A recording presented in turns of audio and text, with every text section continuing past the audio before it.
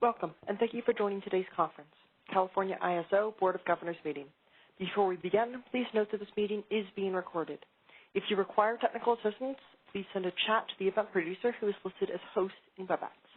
All audio lines have been muted until the Q&A portions of this call.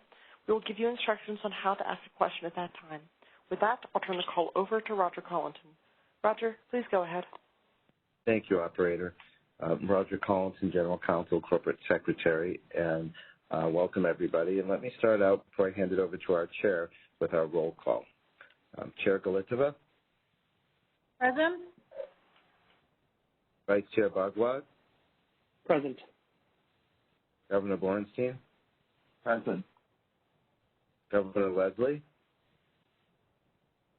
I saw her lips move. That looked like present, but unfortunately we're not here yet. But she is present, and we will fix her audio as soon as we can. And Governor Shorey. Yes, here. Excellent. Thank you. Let me turn it to you, Chair Galitova. Thank you so much, Roger. And before I open it for public comment to items not related to any of the issues that we're discussing today on the agenda, I wanted to, in light that this is International Women's Month, note the fact that for the very first time, the ISO board has a majority of women on it, and take this opportunity to also welcome our newest board member, Ms. Jen Shorey, and we're very excited and happy to have Jen join our board. Jen comes with a lot of experience in the field. She was with MUD and was the longest-serving general manager at the Sacramento Municipal Utility District, which is a feat to behold because that is not something that happens very much in the utility area. So thank you so much for joining us, Jen. Jen was also on the board of NERC. She served as the chair of the American Public Power Association. She was also involved with California Municipal Utilities Association, the Alliance to Save Energy, and also on the public service side and NGOs. She's a member of Valley Vision, which is a civic leadership group, and also on the board of CALICF, which is a clean tech incubator and funding mechanism. So she comes with vast experience, very relevant. We're very excited to have a complete board now. And welcome, Jen, and look forward to working with you. Thank you very much. I'm very excited to be here, and I look forward to working with all of you. Thank you. Okay, public comment on items not noted on the agenda for today. Operator, do we have anyone wishing to say something? So as we move to the Q&A, just remember to press #2 on your telephone keypad to enter the question queue. You'll hear a notification that your line is unmuted, and at that time, then just state your name and affiliation and then your question. So once again, that's pressing #2 on your telephone keypad to indicate that you wish to ask a question. It does not appear that we currently have any questions in the queue. Thank you so much. Roger, back to you. Thank you, Angelina. Next up, we have the decision on the general session minutes from February 4, 2021. Can I have a motion to approve those general session minutes? So moved. Severin. Thank you. And the second? Second. Second from Osh. Thank you. So let me just go ahead, as I do on these conference and WebExes, I will take your vote individually. So Governor Galitova, your vote? Aye. Governor Bhagwat? Aye. Governor Borenstein? Aye. Governor Leslie? I will note for the record that she raised her hand and said aye, and I read her lips. And your vote, Governor Shorey? I'll abstain because I wasn't on the board yet at that point. Fair, very fair. That was a test, and you passed with flying colors. Next up, we have our CEO report. And I'm just bypassing you there, Angelina, sorry. But let's go to Elliot. That's okay, Roger. Feel free to do that. You're tricky today. All right, welcome, Elliot. Thank you. Thank you, Chair Galitova, governing board members, and I'd also like to extend a warm welcome to Governor Shorey. It's been fabulous having you. So I'm going to just this afternoon provide a few highlights from some of the elements of my CEO report that I submitted on the 17th.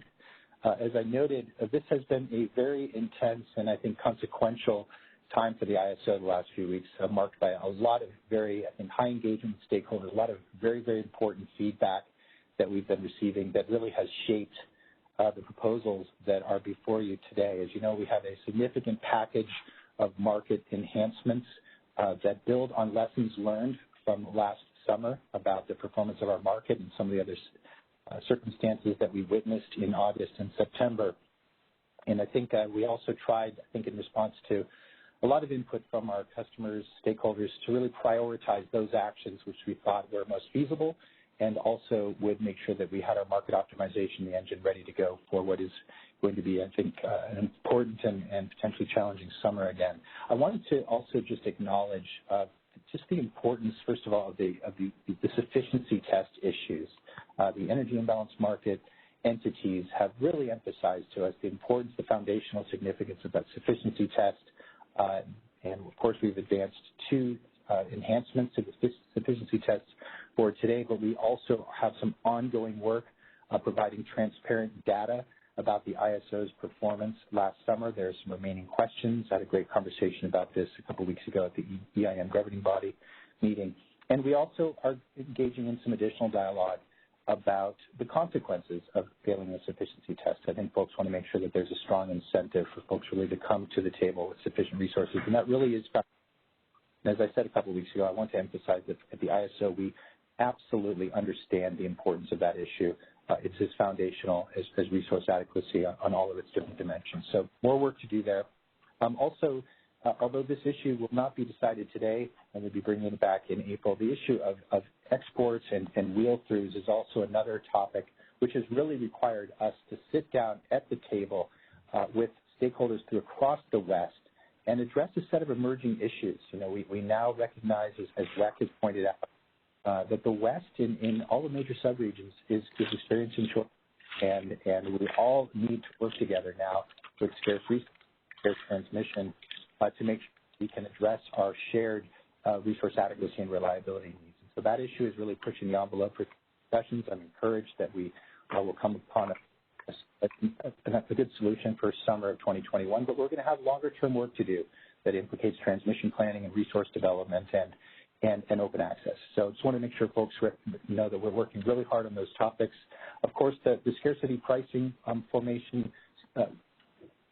scarcity pricing proposals that we have in front of you today are sort of an initial step. We recognize, as has been noted by a number of folks, that it's not necessarily a fully comprehensive proposal, and we have more work to do on the other side of the summer, and we will continue to address these system market power issues, which we know are of importance to utilities like California, but I think that we've taken those steps that I think are most necessary for this summer. And I wanted also just a quick nod to our colleagues in the battery storage space who really have engaged with us in an extremely constructive manner to come up with the minimum state of charge requirements for this summer to make sure that during those stress periods that we have a battery fleet, which is going to be about 2,000 megawatts this summer, that's really charged and ready to go for net peak operation.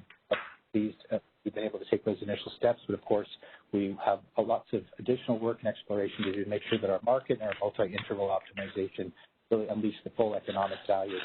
There's not just the core ion, but a broader set and a more diverse fleet of energy storage resources that are likely to develop in the next year. In terms of operational readiness, I wanted just to reiterate that certainly at the ISO, we feel a very profound sense of responsibility to make sure we're doing the planning, coordination, and establishing the visibility to operational conditions and make sure that we are coordinating as well as possible with everybody that has physical resources in our marketplace and in adjacent service territories. So on April 15th, we'll be holding what we're referring to as a reliability readiness roundtable.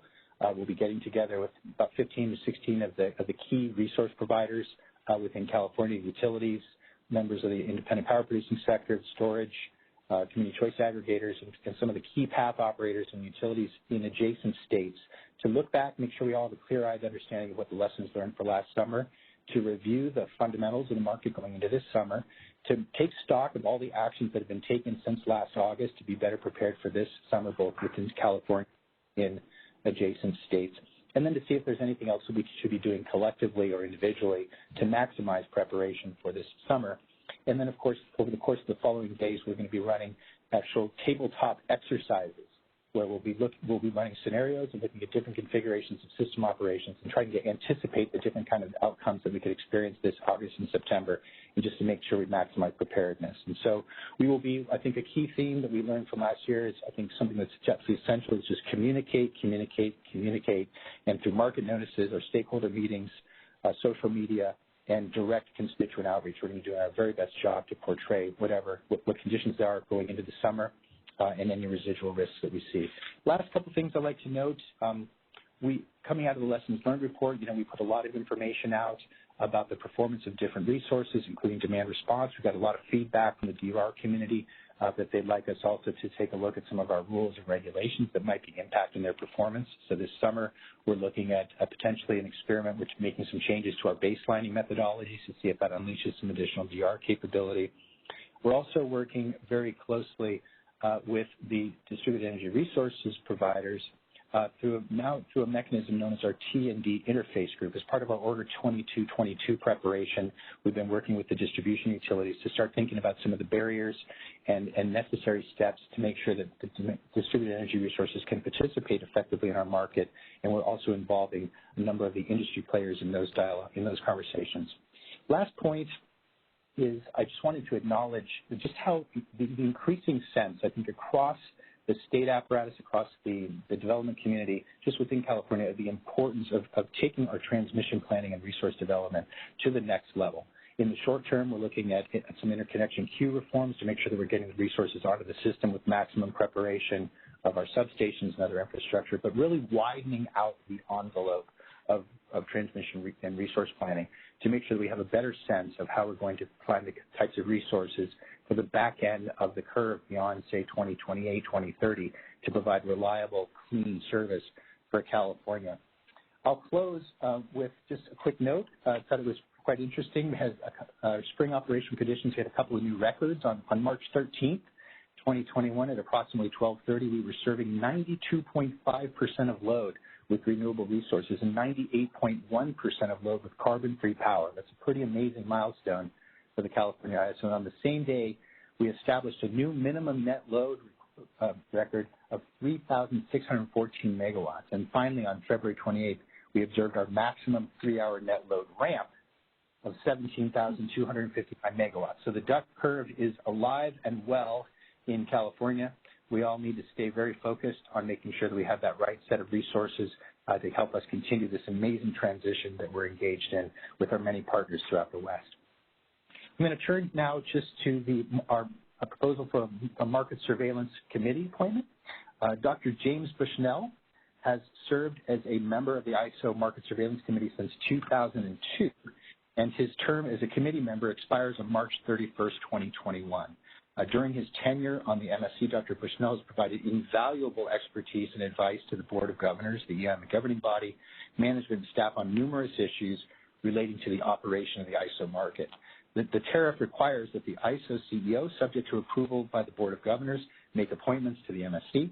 Therefore, as outlined in the board memo, I request that the Board of Governors reappoint Dr. Bushnell as a member of the MSC and authorize execution of a contract for a 3-year term.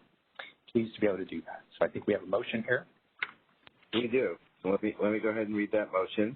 Move that the ISO Board of Governors reappoint Dr. James Bushnell to the Market Surveillance Committee and Advisory Committee to the ISO Board of Governors for a 3-year term to end March 31, 2024, and move that the Chief Executive Officer is authorized and directed to enter into an appropriate consulting agreement with Dr. James Bushnell to compensate him for his market surveillance. Do I have a motion? Moved. Motion. Okay, and Angelina got first on that, and second? I'll second. That was Jan, second. Governor Glitzer, your vote, please. Yes. Governor Bogwat? Aye. Governor Borenstein? Aye. Governor Leslie? Aye. And I didn't have to read any lips that time. And Governor Shorey? Aye. Excellent. Thank you, Governor. The motion has passed.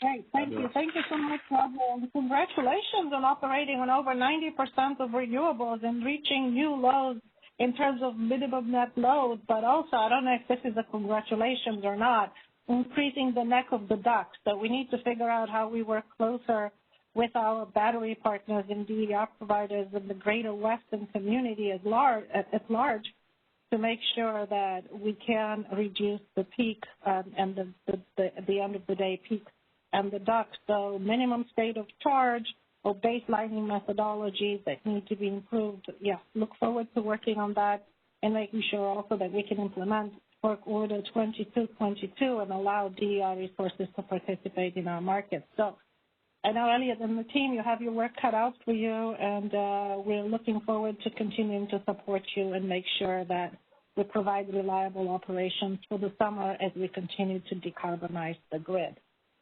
Okay, so we're on to item number 5, which is EIM Governing Body Chair Report. Mr. John Prescott. Do we have John? Operator, can you free up Mr. Prescott's line?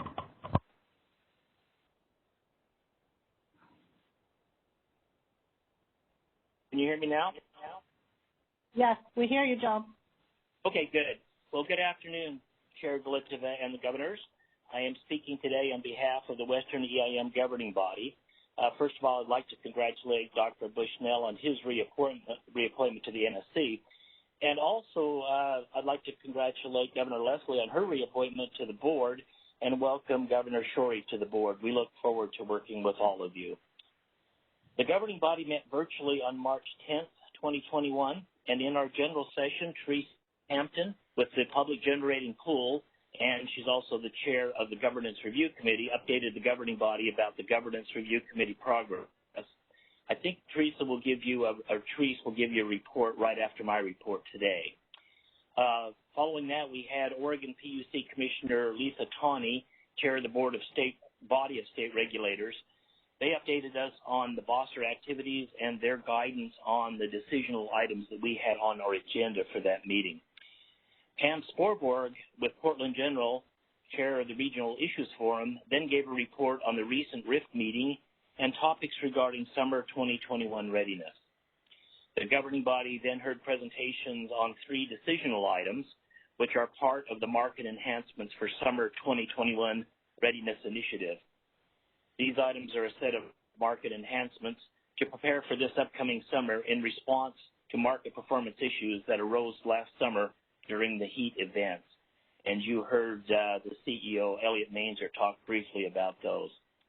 So there's 3 decisional items that we dealt with. First was enhance the resource sufficiency evaluation. Our decisional role is primary. The governing body voted to approve the proposal as presented by staff. The governing body further requested that staff start a new stakeholder initiative as soon as possible to pursue additional refinements and enhancements to the EIM resource sufficiency test to assure fairness and transparency. This item is on your consent agenda today. Second was require automatic mirroring of ISO intertie schedule changes to enhance interchange modeling. Our decisional role is primary. The governing body voted to approve this proposal as presented by staff. This item is also on your consent agenda today. And the third item was enhance energy pricing when the ISO is arming load and releasing contingency reserves. Our decisional role is advisory. The governing body voted to advise the Board of Governors to approve this proposal. I believe this is your agenda item number 8 today. And again, the governing body voted to advise the Board of Governors to approve this proposal. And I want to take a moment to thank the ISO staff and all participants for the time and hard work on these thorny and controversial issues. I believe this process and the resulting market changes will enhance the Western energy imbalance market and encourage regional participation. And finally, the governing body received staff briefings on the Western EIM benefits and Western EIM implementations. There are 5 entities preparing to go live soon in the Western energy imbalance market. We have the balancing area of Northern California Phase 2, along with them, it's the Western Area Power Administration. Next, we have Turlock Irrigation District, and then Los Angeles Department of Water and Power, Public Service of New Mexico, and Northwestern Energy. Northwestern is going to be a bit delayed because of some COVID issues that they were having. So I want to make sure we give them a warm welcome as they come on board to the EIM. And that's the end of my report, and I'll stand for any questions. Thank you so much, John. Any questions for John Prescott from the board? No, but can I offer my congratulations on onboarding this next group? And Angelina and I are particularly proud of the DWP participation having come from it. Yes, hear, hear. Congratulations to everybody. Thank you for all the hard work. And so I guess we'll do the decision on the consent agenda after we hear from EIM Governance Review Committee Chair Therese Hampton. Operator, if you could unmute her line.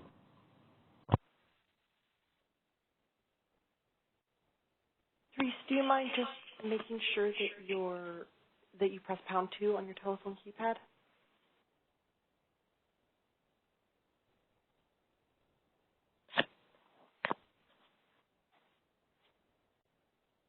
Do we have Therese?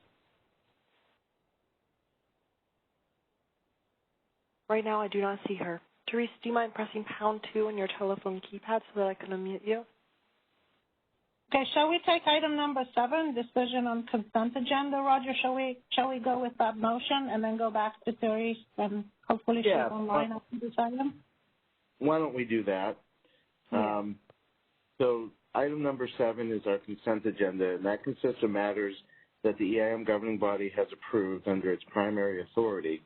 And afterwards, management places that proposal on the consent agenda, and the board votes on the consent agenda as a whole.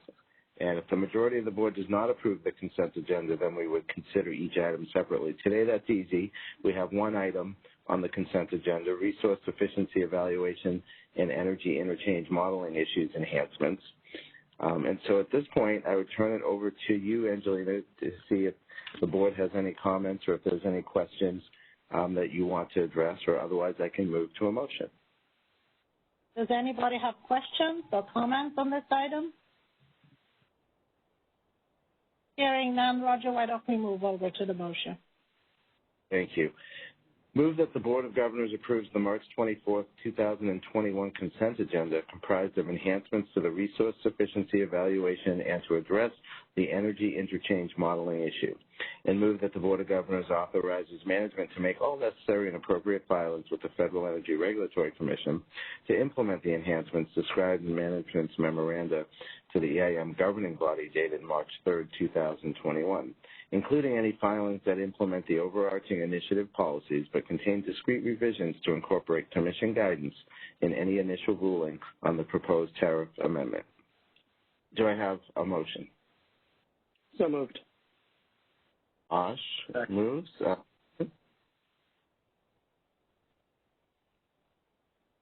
we have a second? A second. This is Severin. Thank you, Great. Severin. Chair Glitova, your vote? Aye. Governor Bogwat? Aye. Governor Borenstein? Aye. Governor Leslie? Aye. And Governor Shorey? Aye. Thank you, Governors. The motion passes. Thank you so much. This is a great example of how the EIM governing body and the CAISO Board of Governors work together in the interest of the greater good. So do we have Therese Hampton, Chair Hampton, online now? She's currently, it looks like we do have her. Teresa, please go ahead. Good afternoon. I am here. My apologies for not being there at the designated time. Thank you for the opportunity to give an update. We actually have some kind of notable and substantive update to share today based on a meeting we held last week. So we did have a general session meeting last week, and we kind of walked through what our proposed next steps are. for the process and the proposal. And I'll start with something you may remember, which is I've come to you several times and said our goal was to be done by the end of the first quarter of 2021. And we issued our revised straw proposal in December. We took comments through January, and then we've really looked at the comments and kind of worked through them. And what we found was that the majority of the comments, and where we still see some difference within the stakeholders, is on the issue of delegation of authority. We have diverse opinions, and when we think of delegation of authority and the way we've structured the documents, it includes not only the delegation of authority, but the scope of that authority, how you might resolve potential deadlocks, and when you might be able to rescind joint authority if you had joint authority. So it's kind of got it's a pretty big bucket of issues related to joint authority.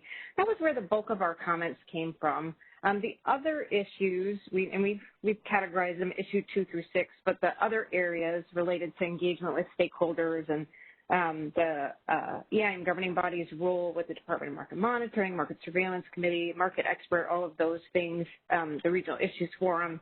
We had pretty, for the most part, broad regional support for the recommendations that we have made relative to that. There are still some outstanding comments that we would need to address. So the GRC spent a good time with the comments and thought about a number of different options for how to go forward. We could, go forward as we had originally set and say we're going to put a full proposal together and bring it before you and the EIM governing body now, do that all now, but we recognize, there's just still some conversations that we think we can have with stakeholders, in particular on the delegation of authority issues.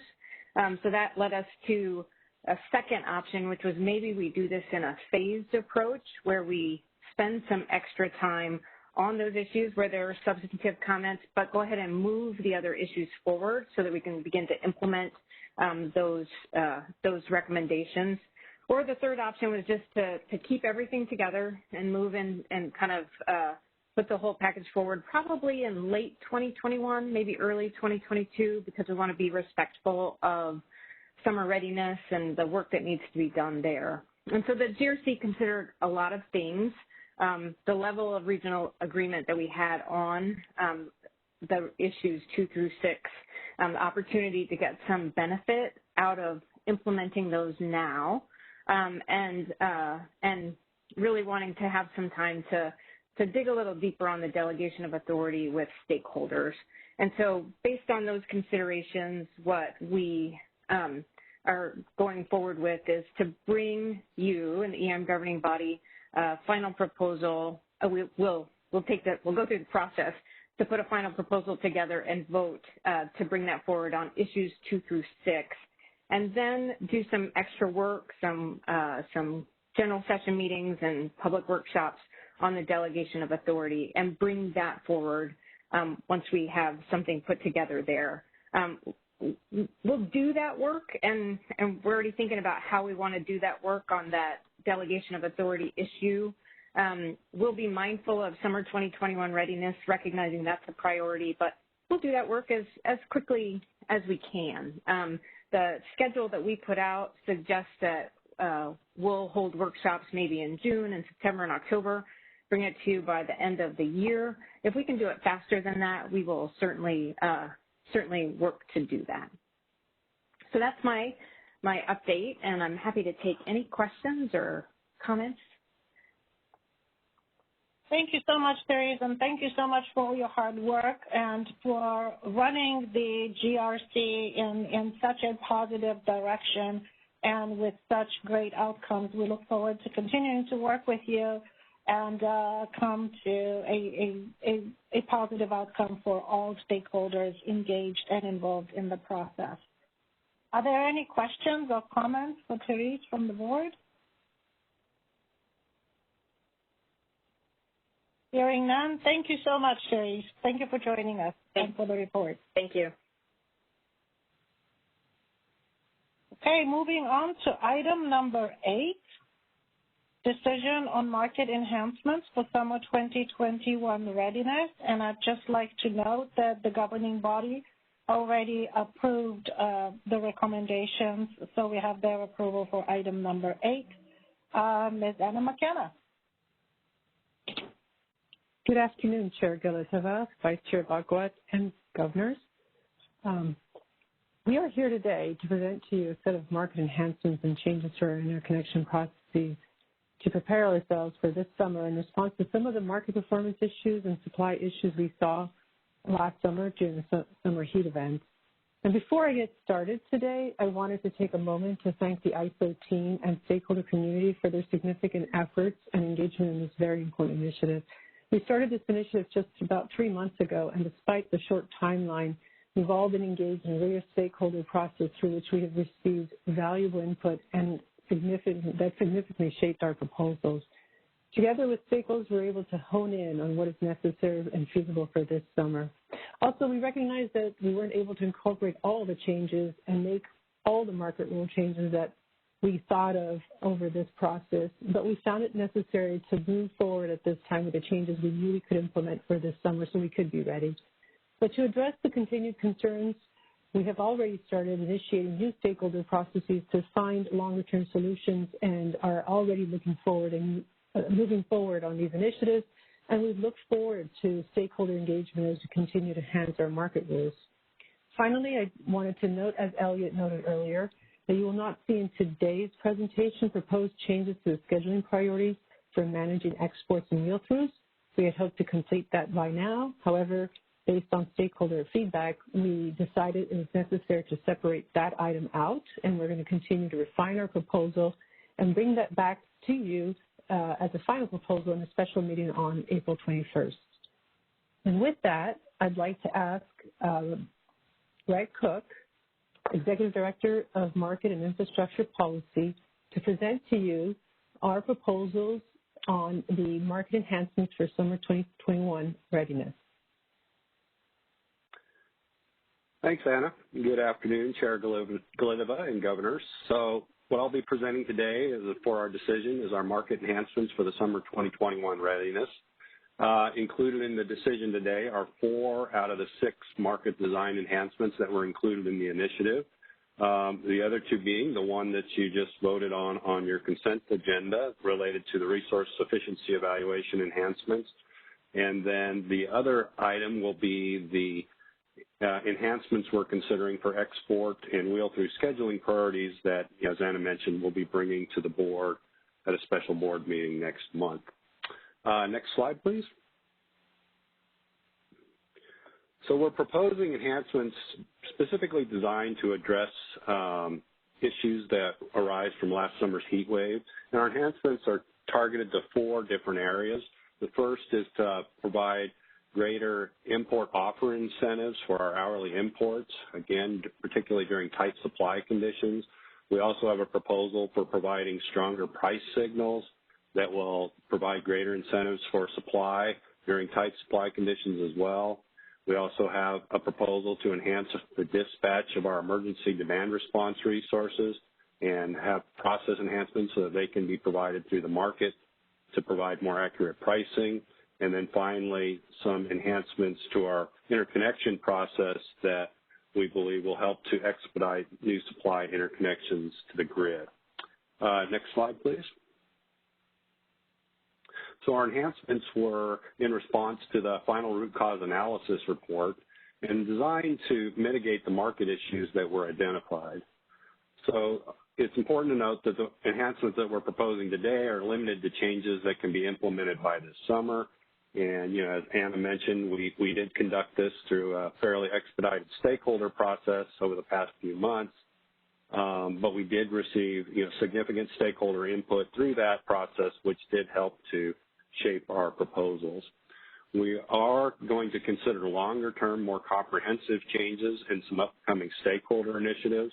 As a result of this initiative, we've committed to 2 new initiatives that were not on our original policy initiatives roadmap for this year. Those would be a new initiative on looking at some more comprehensive changes to the resource sufficiency evaluation, as well as a new storage initiative looking at providing greater efficiencies for dispatching storage resources. We've also expanded the scope of 2 planned initiatives as a result of this initiative. The first we'll be adding to our maximum import capability enhancements initiative a new process for allocating scheduling priority on the ISO's transmission system. And then we've also agreed to add further consideration of system market power mitigation measures to the scarcity pricing initiative that we have included on our roadmap. Next slide, please. So moving into the first proposed enhancement, we're proposing an import bid price make-whole payment that would be in effect during tight system conditions. And again, we're doing this in an effort to strengthen import supply incentives. And the issue that was identified was that hourly imports may not have sufficient incentives to offer supply, and particularly during tight supply conditions, and this would be because of a risk of being paid less than their offer price. And this occurs because in our real-time market, we clear hourly block economic import bids based on the hour-ahead scheduling process prices, which are essentially an estimate of what we believe the 15-minute market prices will be, but we end up paying them the 15-minute market price. So there is a risk that they could potentially receive a price that was less than their bid price. And this risk is greater during tight system conditions because we can have operator out-of-market actions that can have the effect of lowering the 15-minute market prices relative to those hour-ahead scheduling process. And an example of this is the operators may conduct import transactions that they schedule after the hour-ahead scheduling process, but then those transactions would be reflected in the 15-minute market and potentially resulting in lower prices than what those hourly block imports were dispatched on relative to those hour-ahead scheduling process prices. It is important to note, though, that this risk does not exist for those 15-minute dispatchable imports. Next slide, please. So what we are proposing is for an hourly import make-whole payment that would apply under limited tight supply conditions. First, I think it's important to point out that the 15-minute market design does have several important benefits as designed during most conditions.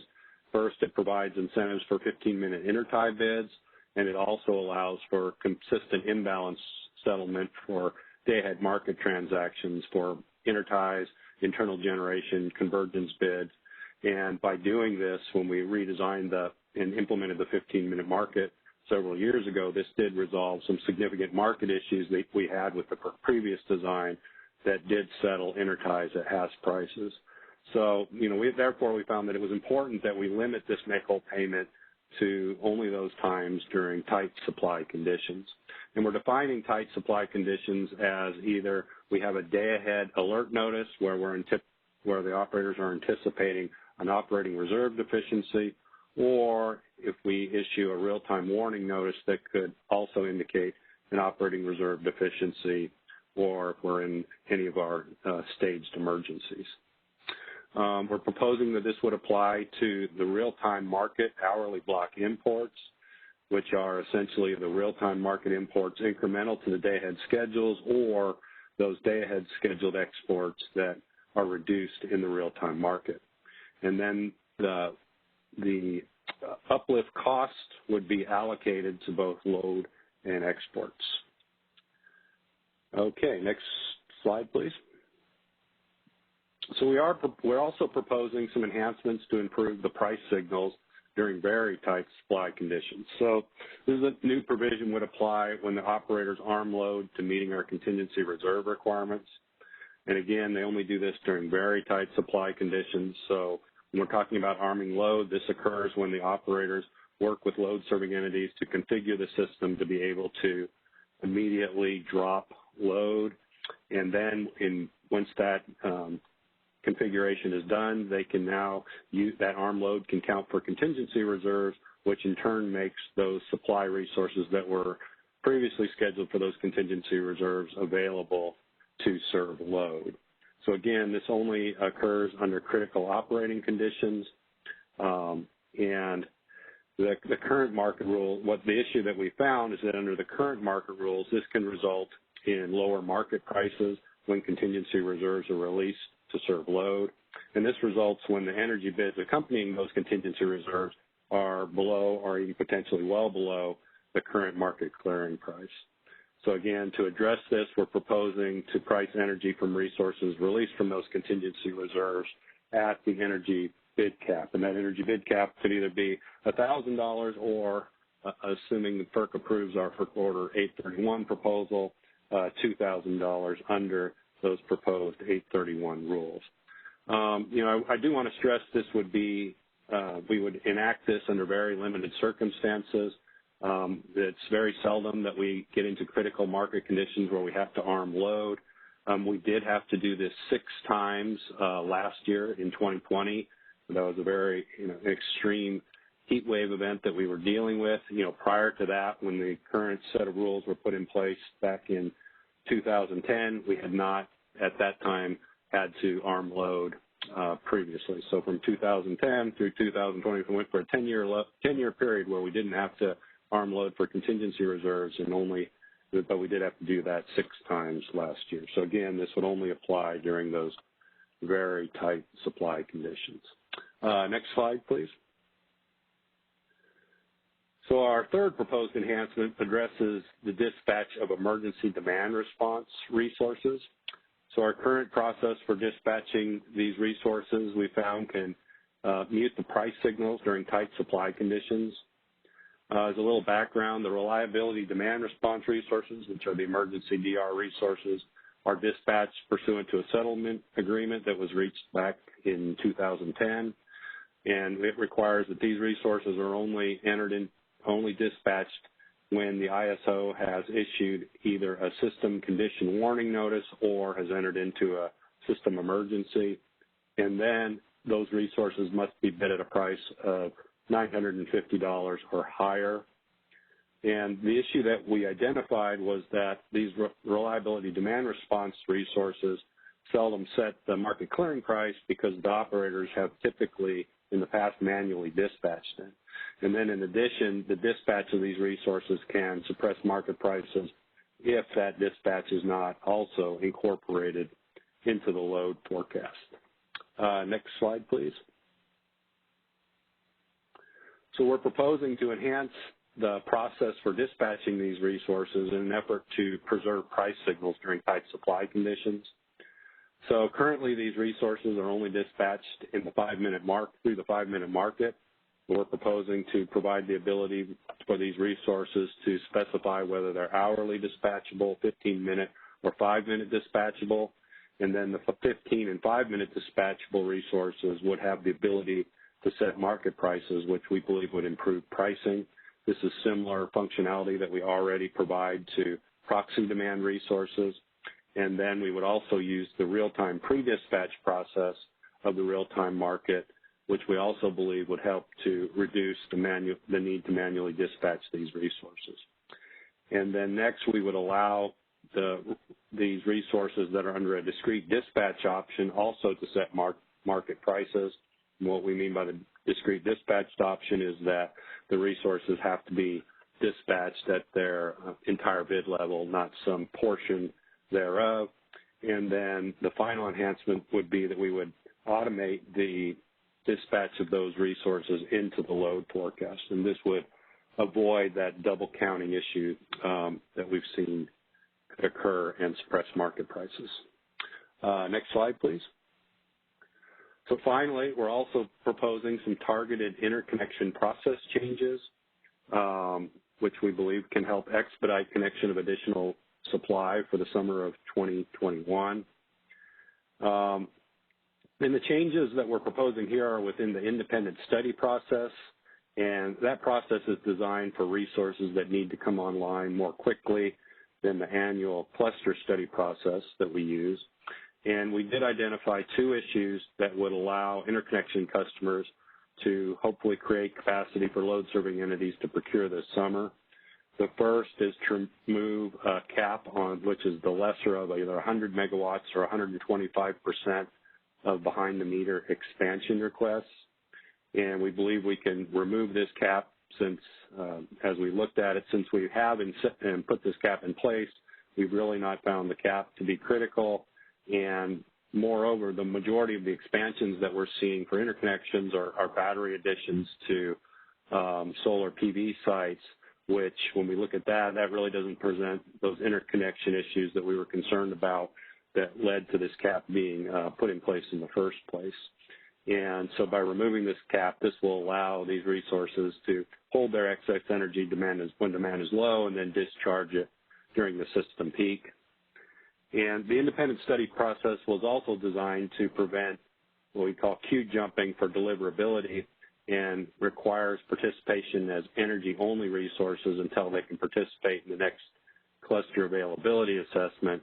But we're proposing to change that and now allow the ISO to award that available deliverability temporary to online projects until those earlier queued projects come online. So this would allow those resources to be used for resource adequacy requirements during that period.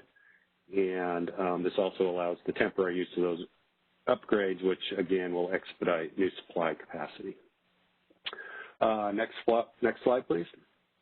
So stakeholders generally support our proposals. First, they generally support the import make-whole payment proposal. We did have one concern that was brought up through the stakeholder process by Idaho Power Company, where they objected to our original allocation, where we would allocate these similar to other real-time bid cost recovery costs, which included EIM transfers. We worked with our settlement team and were able to find out that we would be able to implement a different allocation methodology for this by the summer. So we revised our proposal and removed the EIM transfers from that cost allocation.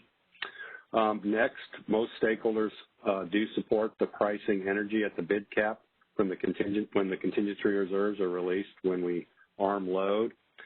We did have a few concerns raised. The CPUC and PG&E commented that the changes they would like to see more comprehensively examined. We did look at this, and again, we'll be hearing from the Market Surveillance Committee as well, but we believe this will provide necessary pricing enhancements for this summer. Southern California Edison was advocating that we need to couple the scarcity pricing changes with implementing system market power mitigation. A few comments on this. First, we don't believe this. We don't view what we're proposing here for releasing the contingency reserves as a comprehensive scarcity pricing proposal. Again, this is something that would, rarely be in place. But that being said, we did determine not to move forward with our system market power mitigation proposal this summer for really two primary reasons. The first was that we really have not seen any evidence that suppliers exercised system market power last summer, even during some of the tightest supply conditions. And then we also received some significant feedback from stakeholders that it was important for us to prioritize our market changes that we could implement by this summer and try and prioritize those that would have the greatest impact. So as a result, we decided not to move forward on system market power at this time. That said, we do recognize that the need to consider system market power, and we think it is appropriate to do that in conjunction with a comprehensive scarcity pricing design. And as a result of that, we have added that to the scope of the scarcity pricing initiative that will be starting later this year. In closing on that one, we do believe that these changes accurately reflect the system conditions and provide the proper market incentives. Next slide, please. Next, we also have general support for our proposal for the enhancements to dispatching the emergency demand response resources, which we, again, think will result in improved pricing.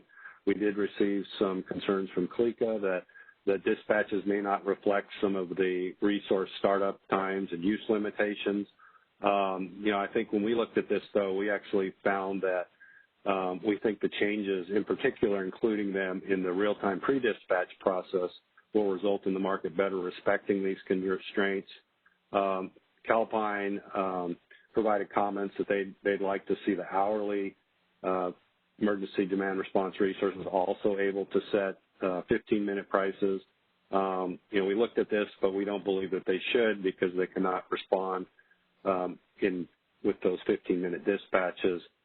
And then finally, on our final proposal, the stakeholders provided broad support for our proposals to enhance the ISO's interconnection process as a way to expedite more capacity for this summer. Next slide, please.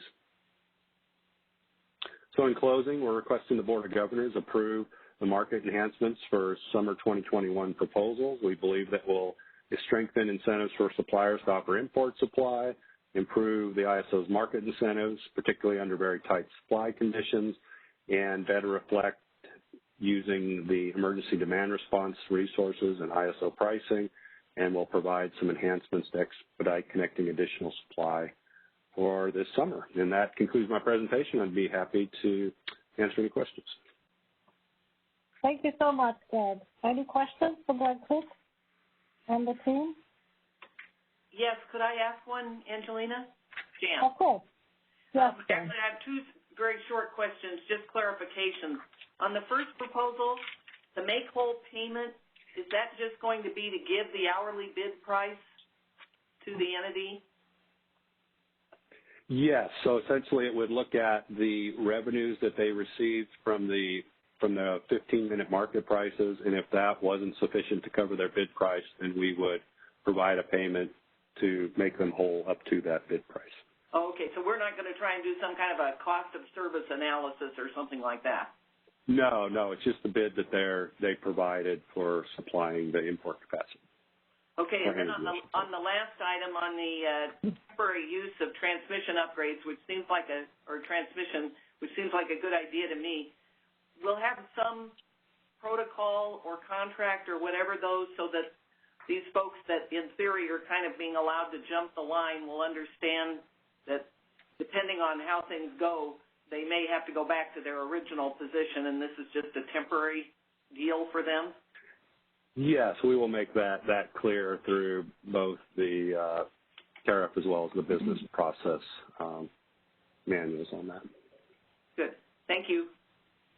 I just have a follow-up question to Jan's question with that, Greg. Do you have an estimate of how many additional megawatts we might be incentivizing with this interconnection process expansion? I really don't. I just think, we looked at this as a way to perhaps, it was something that was fairly easy for us to do and could potentially result in additional capacity this summer. I don't think it's a huge amount, but I don't have a more. It's really hard to estimate how much we might see as a result of these changes. So nobody's beating down your door for that change. Not that I'm aware of, but I don't know if Neil's on the line. He probably has better insight into that. But no, I think these were just some potential barriers that we identified that we could take down that would potentially get us some more capacity for this summer. Everything counts. Then it's valuable. Greg, this is Elliot. I think you're right. I will say that there was there was a little bit of decompression and some level of appreciation for the few projects that opened up some opportunities. So I think your characterization is right, but it was definitely in response to some folks knocking on some doors. So thanks. Good. Anyone else? Okay, great. And as noted before, the EIM governing body advisory opinion was to approve the recommendation. So next we have the Department of Market Monitoring comments, and that would be Ryan Korolinsky. Do we have Ryan on the line? Thank you. Hey, good afternoon. Chair Glitter and Board of Governors. There's some background noise, Ryan, so for those on the speaker line, just a reminder to mute your phone. So Ryan, go ahead. All right, hey. All right, this is Ryan Kurlinski from the Department of Market Monitoring. Thank you for the opportunity to comment on the ISO's market enhancements for summer 2021 readiness. I'll go over a summary of DMM's views on the first three items that the ISO has brought to you for decision today. Start off item 1, import incentives during tight conditions. DMM supports the ISO proposal to pay hourly block imports the higher of their bid and the 15-minute market price during tight conditions. In practice, hourly block schedules have tended to receive higher payments at 15-minute market prices than they would have gotten if they had been paid the hour-ahead market prices. But there is risk that on a specific hour when conditions are tight and prices are high across the West, that an hourly block import getting paid the 15-minute price might not receive at least its bid price. Since the proposal removes this risk, it should provide sufficient protection to incentivize hourly block imports to offer to the ISO during these tight system conditions. So we support this proposal. Moving on to item 2, real-time scarcity price enhancements. DMM supports the ISO's proposal to use the $1,000 or $2,000 bid cap as the energy bid price for the generators that were providing operating reserves, but which get moved into the 5-minute market energy supply stack when load has to be armed, that is to potentially shed in order to provide reserves. This would set the 5-minute market energy price at the bid cap when any of these former reserves are actually needed to meet energy demand. And we agree with the ISO that prices should go to the bid cap under these emergency conditions. And then item 3, the reliability demand response resource enhancement. DMM supports all of the ISO's proposed reliability demand response resource modeling enhancements. The ISO proposes to allow these resources to register as a 60-minute or 15-minute dispatchable rather than just 5-minute dispatchable. They're also proposing to include the schedules of these resources in the hour-ahead and 15-minute markets for the first time, and furthermore to let the hour-ahead and 15-minute markets economically dispatch them. These enhancements should clearly increase the efficiency of all of the real-time market solutions during the tight supply conditions when this emergency demand response gets deployed. If, as expected, these changes cause operators to rely more on the market optimization and less on manual dispatches to deploy them, then this proposal should help to decrease what was a tendency for these emergency demand response deployments to suppress 5-minute market prices. And finally, the proposal to add the expected load curtailment from these resources back on to the load forecast in each market should help to prevent the dispatches from suppressing prices in the hour-ahead, 15-minute, and 5-minute markets. So we support these emergency demand response modeling enhancements. Thanks again for the chance to speak, and I would be happy to try to answer any questions you may have. Thank you so much, Ryan. Always happy to have DMM support and appreciate your comments. Any questions for Ryan? This is Ash. I do have a question, and it might be more appropriate for Greg. The emergency demand response units, the resources, do they have any sort of a must-offer obligation? Is there any reason to think that they will bid and offer bids? Hi, Ash. This is Greg. Yes, they do have a must-offer obligation. They are resource adequacy resources. There's just limitations as to when those bids can be included in the market dispatch, and that has to occur again when when we're anticipating when we've either issued a system warning or look like we're going into a system emergency. Then the operators can release those resources into the market. Okay, thanks. Thank you, Ash. Any other questions? Yeah, this is Severin. I had a question about the make-whole payments, which are always sort of, and you've probably worked this through either Ryan or Greg, but it seems there's a lot of strategic thinking that goes into bidding when you have a make-whole payment, because as Ryan put it, you're getting sort of the greater of these two. It's a pay as bid if it's above the bid is above the market price in some quarter hours, if I understand it correctly. In any case, without me going deep into what the strategic implications are, have you guys thought that through, or has somebody thought that through, and what the implications for bidding would be under this scenario? Hey, Greg, you want me to take a shot at that first?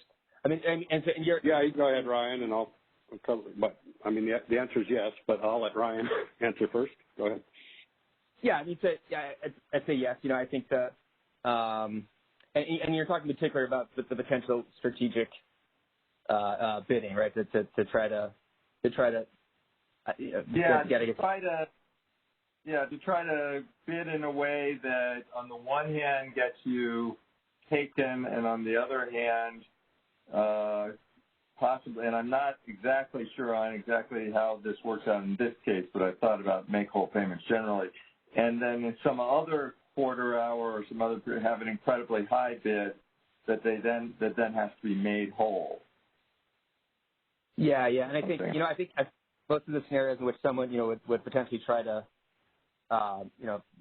buy and export at a lower price or get paid for the import, right, through the make-whole payment at a higher price, it involves some risk. But there are scenarios in which that potentially could be profitable, but I think they all involve some risk. So, you know, we'll be monitoring for it. Again, this isn't every hour, right? It's just during these tight conditions. I think that helps mitigate the concerns. And so, you know, overall, the benefits from this proposal outweigh those risks, and we will be monitoring for potential gaming of this proposal.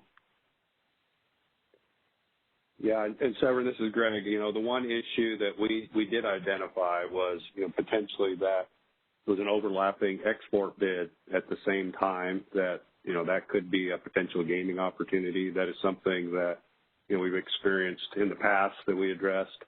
But, you know, we were not so concerned about it with this proposal because this would only apply again during those tight supply conditions when we're, you know, getting ready. We're looking at an operating reserve deficiency. So in those conditions, we really wouldn't expect to be scheduling exports in any event, you know, incremental exports in any event. So with that, you know, our concern about that was reduced, and we don't think it's a big problem. But, you know, if we were going to have this in place all the time, then, you know, I think that could be a potential concern we'd have to be concerned about. You know, we will continue to watch for this and make sure that it doesn't become an issue going forward. Great. Thank you. Great. Thank you. Any other questions? Okay, moving on to the comments from the Market Surveillance Committee, Scott Harvey and Ben Hobb. Do we have them on the line? Hi, Chair Galiteva and the board members. This is Scott Harvey. I'm going to talk about the pricing, the scarcity pricing, and Ben's going to talk about the import guarantees. And the MSC strongly supports the scarcity pricing design the CAISO proposes to implement for summer 2021. It's a potentially important measure to reduce the likelihood of load shedding if the CAISO does encounter very high load conditions or other adverse conditions this coming summer. And as Greg discussed and we discussed in our opinion, it arises from details of the way the CAISO prices generation when it releases reserves, and this may, during critical conditions, have the effect of reducing prices to the point that it speeds the outcome in which load shedding is required. And our conclusion is that the CAISO's proposed scarcity pricing should prevent this from happening this coming summer. We agree with the many stakeholder comments that this is short of a full scarcity pricing design, but our view is that these changes are a triage to get us through this summer, and further changes can be made later on, but we want to make sure we don't get into a situation this summer where prices are very low right as we get to the edge, and this will assure that does not happen. That's all I have to say on that, and do you want to ask me any questions on this point and then turn it over to Benjamin Hobbs? Any questions for Scott Harvey? Okay, I guess we can turn it over to Ben Hobbs. Operator, can you unmute Ben's line? It does not appear that Ben is currently in the queue. Ben, can you please press #2 on your telephone keypad?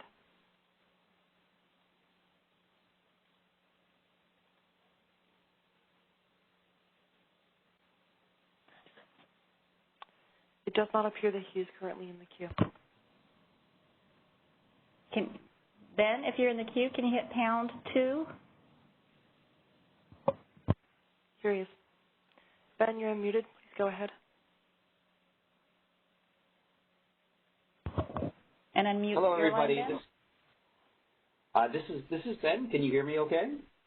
We can hear you. Yeah, thank you. Okay, that's great. I'm sorry it took me a few seconds to figure out the system. So I'm glad to follow Scott and summarize the MSC's opinion about the make-whole payment provisions for imports in the hour-ahead scheduling process. So as been explained earlier, there's this situation where we have kind of half of a market in the hour-ahead scheduling process. It winds up scheduling the block imports, but their settlements are not determined until the 15-minute market. And in our opinion, we say that it would be desirable to consider in the long run to devise a full market for the hour-ahead scheduling process or some other intraday market that would wind up both scheduling and calculating prices consistent with those schedules rather than this push-me-pull-you type of a hybrid animal that, which, as Ryan pointed out, sometimes results in, or often results in greater payments for block schedules than otherwise, but presents a significant risk that an import block schedule will wind up getting less than its offer when it's finally settled in the 15-minute market. We believe that the risk of selling power for materially less than the offer price can be a significant deterrent to non-resource adequacy imports, particularly at times that they're most needed, such as in August. And so we conclude that it is reasonable to remove this risk and that the removal of this possible disincentive to scheduling imports could increase available supply of non-RA at times that the ISO needs it. The longer-term solution, as I noted, would be creation of a full market at that time. But, of course, nothing like that could possibly be implemented anytime in the near future. Another long-term reform that should be considered and will be considered is a more appropriate scarcity pricing mechanism, and that would provide incentives for load-serving entities to contract intraday for imports to cover their expected net load rather than wait for the hour-ahead scheduling process to provide that. In our opinion, we considered a number of criteria, whether it's practical to test and implement it by the summer, whether to ameliorate the risk that I just discussed, the desire to make no more changes than are absolutely necessary because complex revisions done rapidly have the potential for unanticipated consequences. We would prefer not to weaken incentives for 15-minute bidding by imports. It's frankly been disappointing that imports continue to schedule themselves in hour blocks, and that is not providing the sort of flexibility that was hoped for by FERC and by the ISO in implementing the 15-minute market. The proposal should not, we would prefer that it not increase discrimination against internal ISO resources, because then there's the possibility that imports will be paid more than internal resources who are going through the 15-minute market. Dr. Borenstein's concerns about gaming were something that we considered in our opinion. And in particular, the two types of games, there could be round-trip schedules that imports would be paid slightly more than what exports would have to pay. If imports are paid at are paid as bid, but exports pay a lower 15-minute price, that's a concern. And then what Dr. Bornstein mentioned about when you have a make-whole payment scheme that basically has similar properties to pay as bid, that provides incentives to inflate offers if you can guess where the clearing price will be, and that will increase consumer costs, but that could also result in inefficient schedules if offers guess wrong and they raise their offers too much and wind up being out of the market in favor of some other resource that's actually more expensive. And finally, the last criterion we consider is whether the cost allocation conforms with possible cost causality and fairness principles. We, in summary, agree with the ISO's recommendations that this is something that should be effective in eliminating the risk, is practical to implement, and given that it's only going to be triggered in pretty narrow circumstances, we're not very worried about weakening the incentive for 15-minute bidding, as disappointing as that is. We also, consistent with what Ryan and Greg discussed, we don't believe that there is a large potential for gaming, distorting outcomes, either increasing costs or resulting in inefficient scheduling. There are several reasons for this that we discuss in the opinion. Basically, it has to happen fairly often, and you have to be able to predict where the prices are to have an incentive to try to do that. And furthermore, during these times of system stress, all importers are likely to have fairly similar costs, basically the opportunity cost of not selling in other Western markets. So to the extent that all importers have the same opportunity cost, then the opportunity incentives to raise just your offers to try to get that last margin between your offer and the between the 15-minute price and your offer or the half price is going to be relatively weakened. Of course, DMM should monitor this carefully, and if there does turn out to be problems, then the ISO should be quick to act. We encourage the ISO to investigate the reason why importers and intertie owners continue to schedule on an hourly rather than 15-minute basis. And again, as a long-term remedy, we encourage consideration the implementation of a full hour-ahead market with 15-minute prices that would not just schedule, but also would settle all import, export, and internal resource deviations from the day-ahead market. And that concludes my statement. Thank you. Thank you so much, Bernhard. Any questions from the board?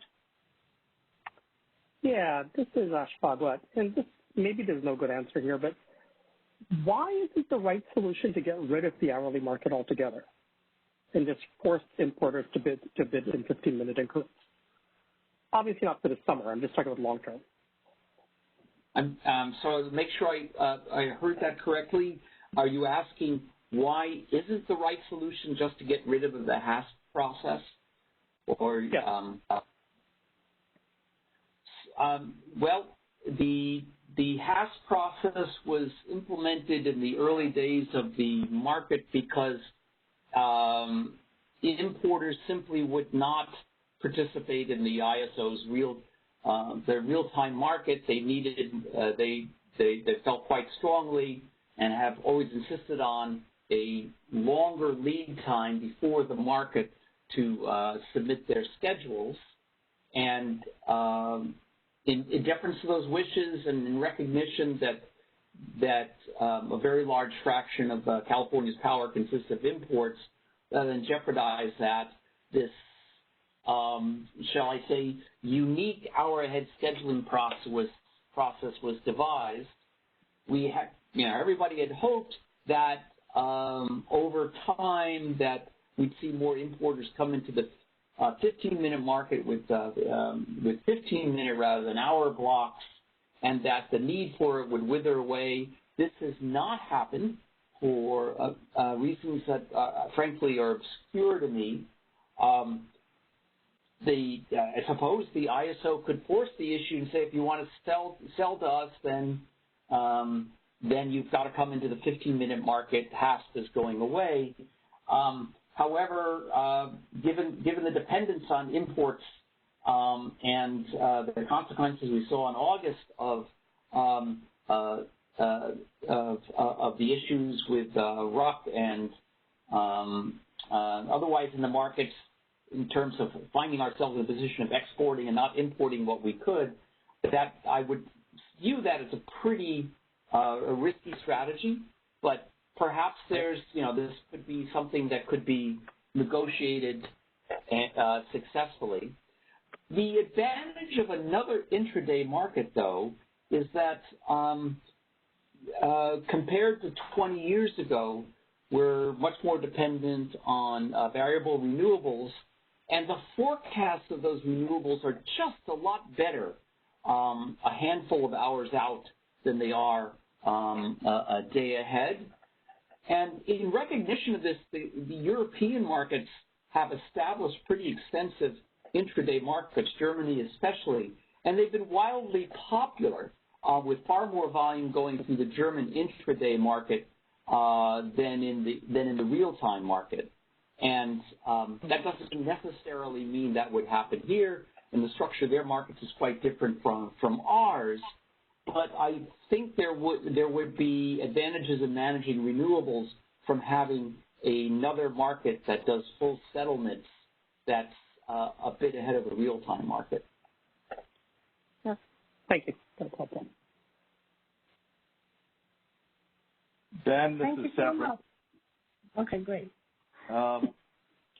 So you're wondering this, why they're not scheduling or bidding in the quarter-hour market. Have MSC has not initiated any interviews with the entities or tried to find out from them? I mean, before we start, my sort of knee-jerk reaction is the same as Ash's, but before we go down that road, it seems worthwhile to just find out why they're doing this. Sarah, I think that would be really valuable to find out. And I'm trying to remember, this was a handful of years ago that we discussed this, perhaps 3 years ago. And I believe there were some discussions without anything clear being learned, some discussions of ISO staff. Now, that would be an interesting assignment for us to do. I haven't considered doing that, but arranging some calls, we'd have to do that as individuals, obviously, because of open meeting rules and so forth. We couldn't do it all together, but maybe that would get some people's attention, and maybe there are real reasons why they wouldn't be able to make the changes. But it's certainly not inherent in DC power flow technology or anything else that they need these longer lead times. Dr. Hodge? I'll be happy. Go ahead. Dr. Hodge, this is Anna McKenna. I thought maybe I can make a comment, if this is a good time, with regards to this dialogue. Sure, Anna, please do. Thank you, and I appreciate the questions, both Chair Bhagwat and Governor Lorenstein, because I think, we looked at some market redesigns when we adopted the 15-minute market and had to comply with FERC's Order 764 and did look at which way we would go and could we do a full hourly market versus should we push everybody to that 15-minute market paradigm. And one of the things, of course, we learned is that, and this goes to the question as to why the rest of the West is not moving to the 15-minute structure, and so we wouldn't be able to really force ourselves, if you wish, onto the rest of the West. There are still, I think, some rigidities and concerns with making sure they have sufficient transmission and the way they actually engage in their practices. And I'm not suggesting we don't look at this again, and I think we always want to evolve our markets and look and make sure the incentives are correct. But it's definitely not something that, we didn't do without consideration with our neighbors and the STEAMs. So just wanted to make sure that we considered that. Yeah, this is Greg, and I can add on. I think one of the primary issues with getting 15-minute imports as opposed to hourly imports is that, the transmission is still sold on an hourly basis. So a lot of the, external entities want to ensure that they're able to recover those costs, so they want to only offer these hourly block imports. So that's one of the, barriers that I think we've seen as to why we're not getting more 15-minute imports. And then also, I think certain balancing authorities don't like to do inter-hour schedule changes as well. So, it's something that, I think we'd hoped would be overcome over time, but, I think as Ben mentioned, we really haven't seen, we're still seeing the majority of our imports are these hourly block imports as opposed to the, 15-minute scheduled imports that, I think we'd like to see.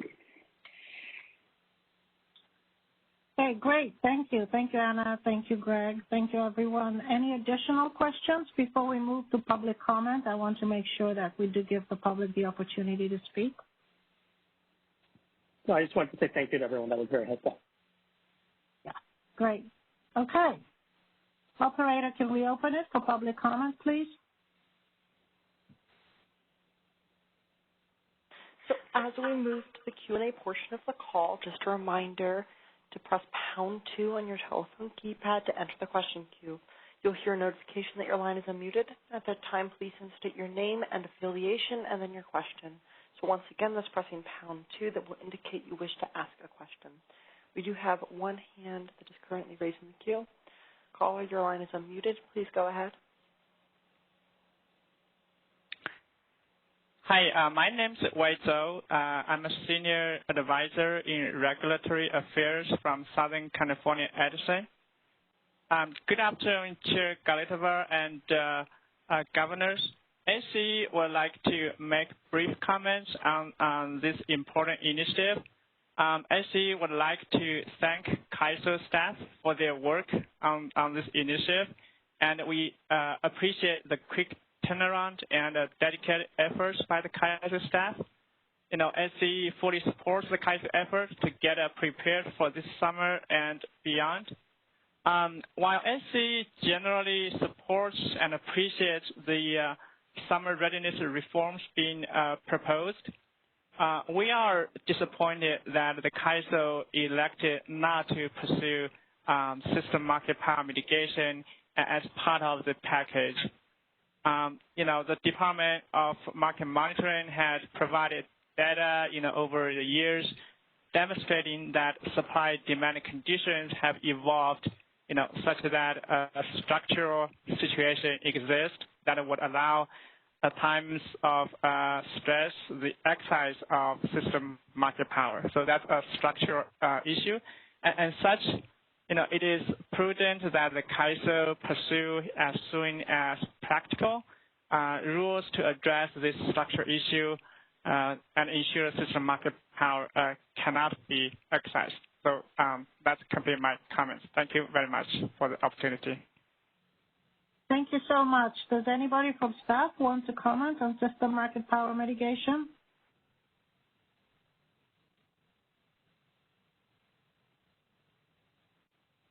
Angelina, this is Elliot. I'll just respond. We've heard that message very clearly, and as noted earlier today, we see this initial round of changes with respect to scarcity price formation as sort of a down payment on a longer-term conversation, and we'll return to that later in the year, including a further examination of system market power mitigation issues. Thanks. Thank you so much, Elliot. Moving on to the next comment. We do have one more question. Caller, your line is now unmuted. Please go ahead. Hello, this is Scott Ranzel with Pacific Gas and Electric Company.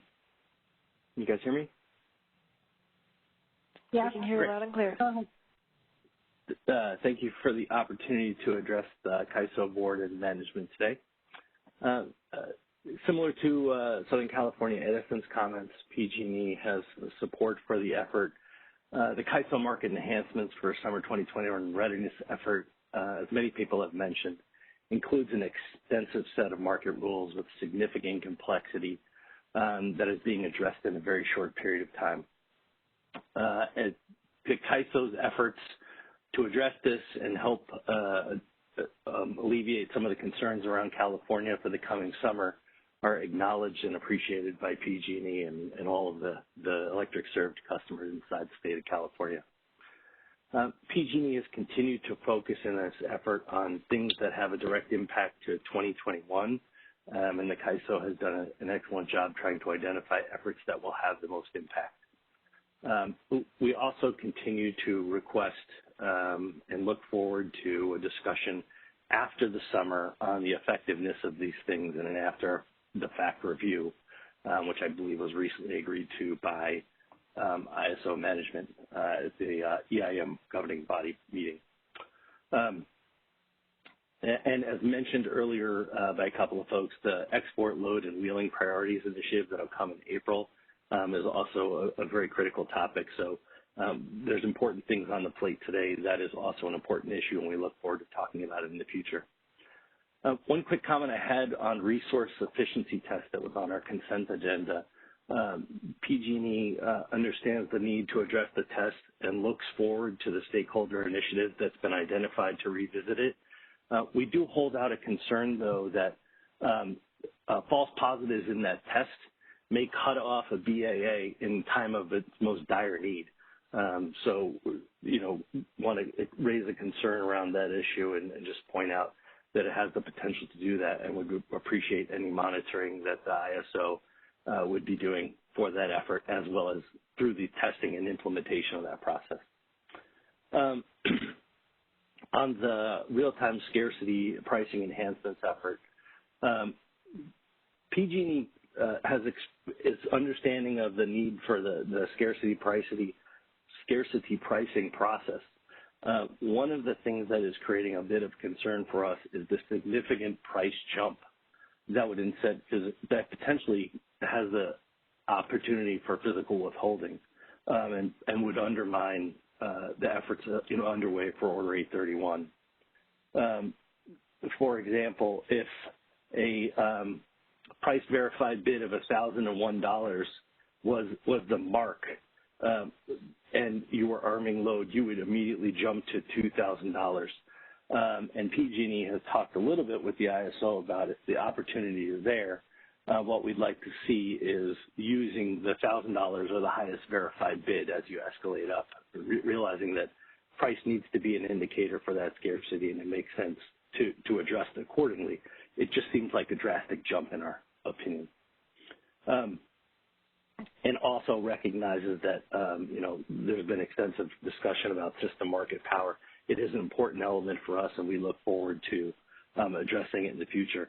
One thing we would also ask is, and I know that DMM had expressed their intent to continue monitoring it, rapid monitoring and reporting of any issue would be greatly appreciated by all the stakeholders involved in the process, so that reactions and a potential contingency plan, should that issue arise during the summer, would be addressed accordingly.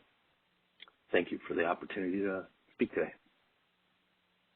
Thank you so much. I'm sure we'll be happy to put a rapid response team in place to make sure that we monitor and can spring into action quickly. And certainly we'll do a postmortem as well.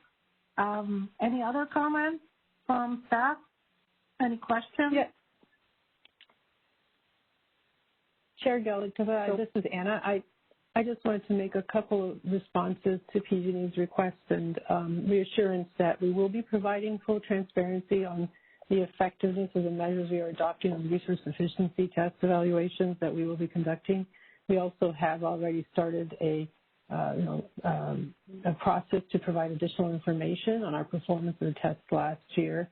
We have a meeting coming up as early as next week, and we'll have some stakeholder engagement, as we have noted previously.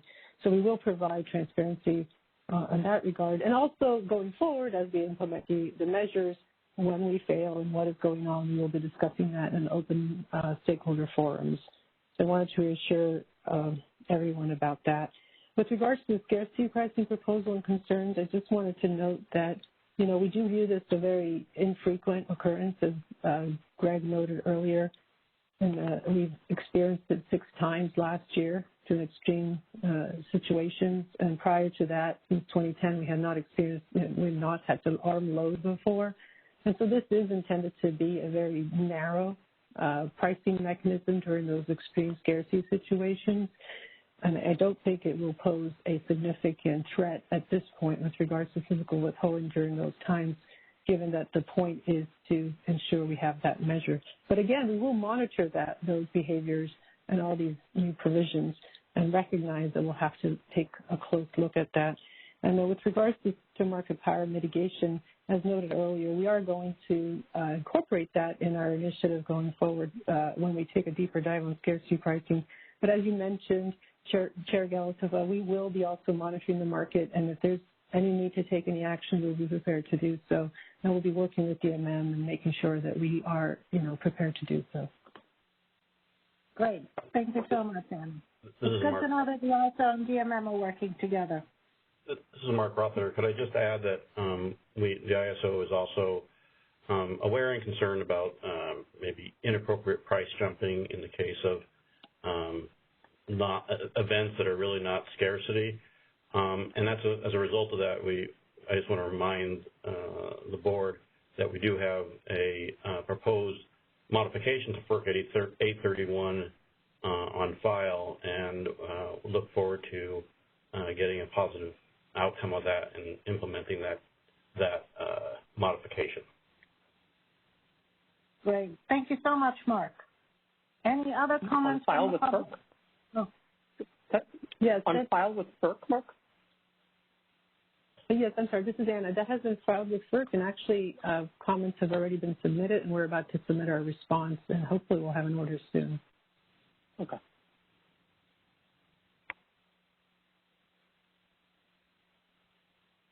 Excellent. Okay.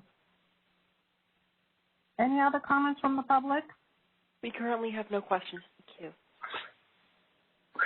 This is Severin. Can I ask one other question? Sure.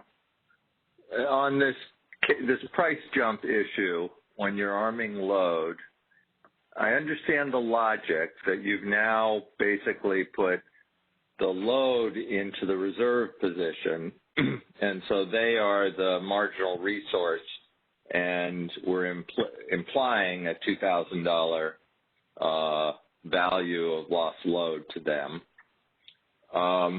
But as we get close to that, it does seem that if somebody knows that we're getting close, forcing that over the edge is forcing this very large price increase. I guess I'm trying to understand, when we arm load, we've already run through all the demand response. I guess I'm a little unclear and I guess I should know this. What load is being armed, and what is the agreement with that load? This is Mark Rotheder. We would arm load only to the point where we are unable to maintain our minimum reserve requirement, and so we can arm load at that point. So if we can't maintain our non-spending reserve, we can arm load to basically maintain our operating reserve requirement. And the load then is actually forced curtailments. No, that's the confusing part. Arming load is arming firm load to drop. This is different from actually shedding that load. Okay? No, I understand that. But the concept is that we need the thing that is now playing the reserve role is the ability to, on very short notice, curtail. Correct. Okay. So in some sense, if we ever get to that point, we've already run through all the DR reserves, and we already are at the price cap in a sense. We're in that scarce position that we've exhausted all our other options, and we're maintaining our reserves by arming that load. And this is Anna. I'm sorry, Greg. Go ahead. I was just going to add, and so I don't think it's necessarily appropriate to say there would be this huge price jump. I think at that time we would expect to see prices close to the bid cap in any event. This is trying to address the issue where we saw when we released these contingency reserves, we actually saw prices go down, which is not the signal we're trying to send. The value of lost load is probably well north of $10,000 a megawatt hour. It's not even anywhere near $2,000 a megawatt hour. So, I think, the whole idea here is to try and incent. I think what we're really going to see is that this will incent more supply during those tight conditions. I'm not as concerned about, the withholding. We do have the resource adequacy requirements and all those types of provisions in place to address physical withholding. So, I think, this is really trying to attract additional non-RA supply into the market. Okay, thank you. Yes, and let's hope we get that supply. Seeing as there are no more comments from the public, I think we're ready for a motion on market enhancements for summer 2021 readiness. Thank you, Angelina. Move that the ISO Board of Governors approves the market enhancements for summer 2021 readiness proposal as described in the memorandum dated March 17, 2021, and move that the ISO Board of Governors authorizes management to make all necessary and appropriate filings with the Federal Regulatory Commission to implement the proposal described in the memorandum, including any filings that implement the overarching initiative policy but contain discrete revisions to incorporate Commission guidance and any initial ruling on the proposed tariff amendment. Do we have a first? So moved. That was Leslie. Sorry. And second? I'll second, Jan. Thank you, Jan. Governor Glitzover, your vote. Aye. Governor Bogwat. Aye. Governor Borenstein. Aye. Governor Leslie. Aye. And Governor Shorey. Aye. Thank you, Governors. The motion is passed. Okay, now we're scheduled for a well-deserved 10-minute break.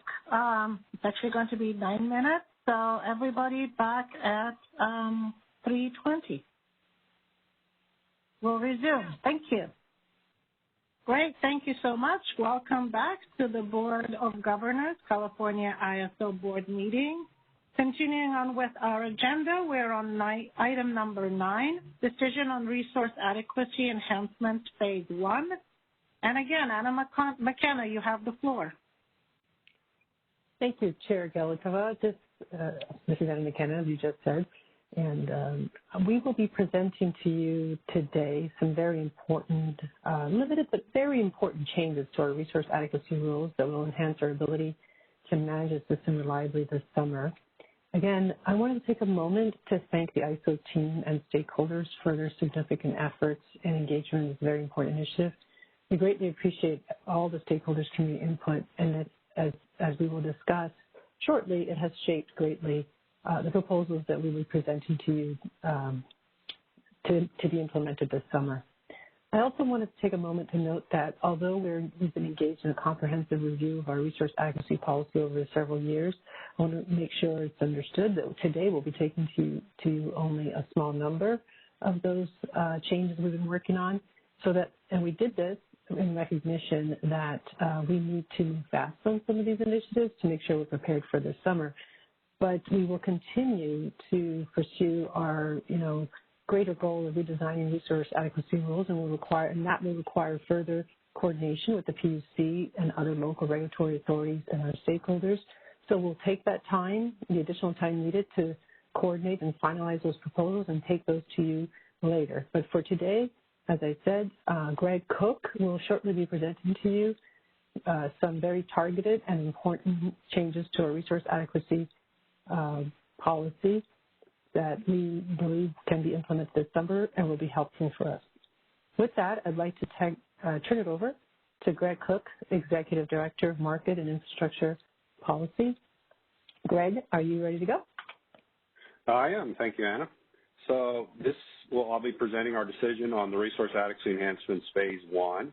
So the Resource Adequacy Enhancements Initiative, again, is the ISO's comprehensive review of our tariff provisions that we're looking at to meet the changing reliability needs of the system.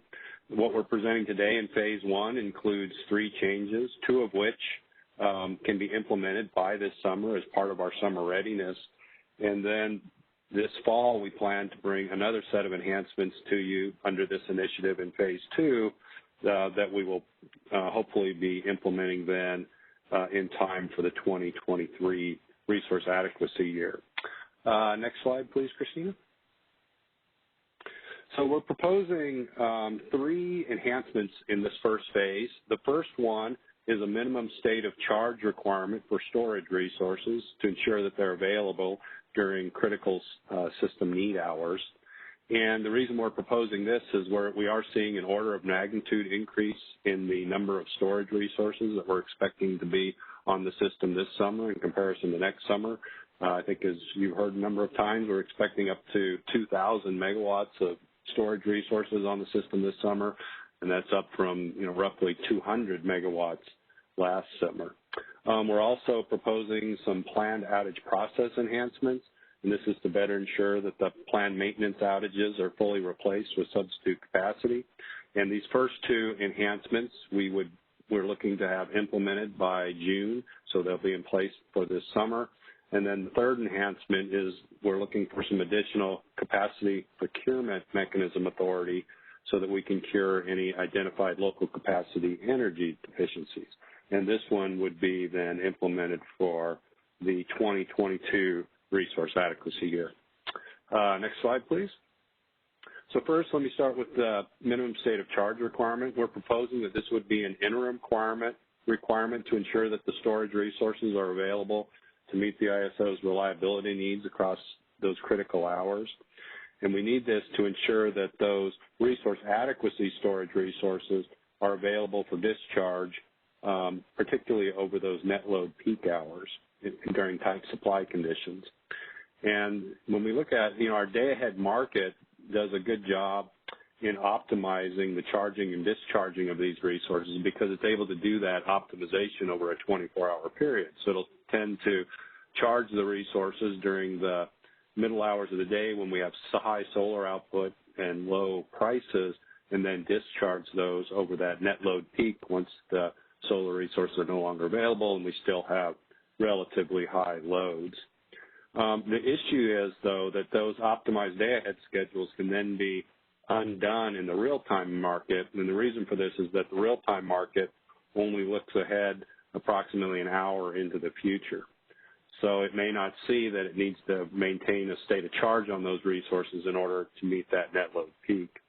So in order to address that, we're proposing this interim minimum state of charge requirement so that we can ensure that those resources are available when needed for those evening peak periods. And the minimum state of charge would essentially be equal to their day-ahead schedule over those net load peak periods. So what we're proposing is that this requirement would only be imposed on the tightest supply days to a set of critical hours that would be determined by the operator. So what we mean here by tightest supply days, we mean that when we have a residual unit commitment process, that's our RUC market, in feasibility. So what that means is that when we're in the day-ahead time frame and we don't have sufficient physical resources to meet our day-ahead load forecast, then we have a RUC in feasibility, and at those times, then we would implement this minimum state of charge requirement. Now, this happens, very infrequently. It's something that only happens, during very tight supply conditions. Prior to last year, we had seen it happen very rarely. It may happen, on average about once a year, approximately. But last year, when we had those very tight supply conditions, we did see it happen, I believe, 23 times. So it can, occur But again, this is when we're experiencing very tight supply conditions. We would impose this minimum state of charge requirement, and then it would help us cover those net load peak hours. We're also proposed that although this would be established through the day-ahead market time frame, the operators would have the ability to release those requirements in real time if the conditions change, such as if the loads start coming in not as high as forecast, or we have some additional supply that shows up in real time. And then finally, those minimum state of charge requirements would then only be imposed on those hours directly prior to the discharge schedule, so directly prior to the net load peak in general, and not hours earlier in the day. And this was, important to the storage resources because when we have this minimum state of charge requirement in place, it does impact their ability to participate in the real-time market. We would have a parameter included as part of this proposal so that we could spread that charging over a number of hours so that we didn't have an operational issue trying to charge all these resources during that net load ramp right before the net load peak. So we would be able to address that issue as well. Next slide, please. So we did have, this was a fairly contentious issue as we went through the stakeholder process. I think stakeholders were primarily concerned how the minimum state of charge requirement would limit their real-time market participation. In particular, if we had a frequent use of this minimum state of charge requirement. And so, we did modify this proposal fairly significantly throughout the stakeholder process in response to that feedback. And where we ended up is we significantly restricted when we would use this. Again, we're only going to use it when we have that residual unit commitment market in feasibility.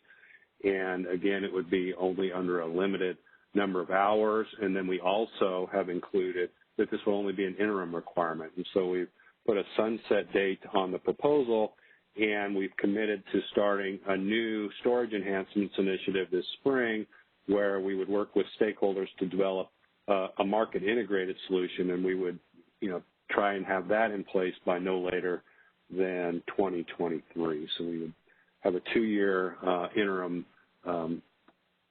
requirement for this. Next slide, please.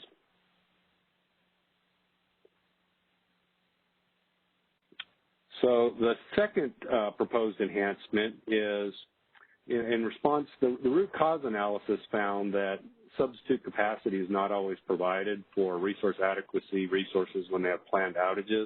So we're proposing to require that resource adequacy resources provide substitute capacity for all planned outages. We believe this will help reduce the reliability risk this summer, and it also provides assurances that planned outages can be taken when scheduled. The real issue here is, when we look back last summer, planned outages are not included in the resource adequacy planning reserve margin. It does include a margin for forced outages, but it does not include a margin for planned outages. So it's important that resources that are capacity that is out on planned outages, that capacity is covered by another resource. Otherwise, the ISO would be left short with resource adequacy capacity. Another issue that we've identified is that under our current process, planned outages can be scheduled and submitted months in advance, but the ISO is unable to evaluate whether those planned outages need substitution until much closer to the operating month. For example, the final resource adequacy resources are not even known until 45 days before the operating month. So it's not until 20 days prior to the month that we notify those load serving entity, those resources, whether the substitution would be required for the planned outages. And if they're unable to find that substitution, then we have to deny those outages. And so it can often be difficult to find that substitute capacity when you get closer into the operating month. So we believe our proposal to provide substitute capacity up front with all planned outages will help to minimize both the reliability risk as well as the supplier risk. Next slide, please. So we did hear some concerns about our proposed changes to the planned outage process. there are really two primary concerns. First, some stakeholders were concerned that they may not be able to find substitute capacity in order to take the planned outage. And then the other primary concern was that many stakeholders argued that we shouldn't require substitution in some of the off-peak months when the system has excess capacity to cover those planned outages. We did consider this, but we believe what we're proposing is justified for a number of reasons. First, we have a couple of first two sub-bullets here are really principles that, we believe resources should not count towards resource adequacy in those months that the resource has planned an outage because they are planning on not being available, particularly if they cannot find substitute capacity. Also, we don't believe that the market should bear the risk of that insufficient capacity due to those planned outages. And then a couple things to note. First, the majority of the planned outages occur during the off-peak months, as you'd expect, and there's often, abundant substitute capacity available. For example, during the off-peak months, we may see on average somewhere around 3,000 megawatts of planned maintenance outages, but during this time, the resource adequacy requirement is anywhere from 10 to 15,000 megawatts lower than the peak month resource adequacy requirement. So there should be abundant substitute capacity available during those months. And then finally, the resource should be available during the month as providing that resource adequacy, because it is getting compensated for that, or in the event that it's not, then it should compensate the generator for meeting that obligation, the one that's substituting for its planned outage. Okay, next slide, please.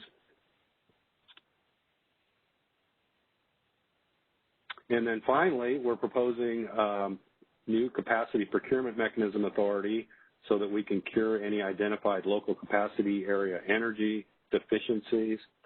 As we've noted, there's an increasing reliance on availability limited resources, and particularly we're seeing a lot of new storage resources coming online to meet local area resource adequacy capacity needs. And today, the resource adequacy program requires a minimum duration requirement of 4 hours, but sometimes this does not ensure that there is sufficient energy to meet the needs across all hours of the day in these local capacity areas. So in response to this, the ISO has expanded its local capacity technical studies. So now that we look at ensuring there's not only sufficient capacity, but also ensure that there's sufficient energy to meet the reliability needs.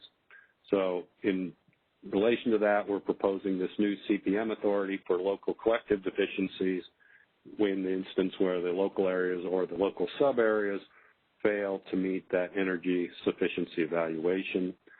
We presented this to stakeholders, and I think stakeholders understand this and largely support this need and the additional capacity procurement mechanism authority. Next slide, please. So in closing, we're requesting that the board approve the resource adequacy phase 1 enhancements.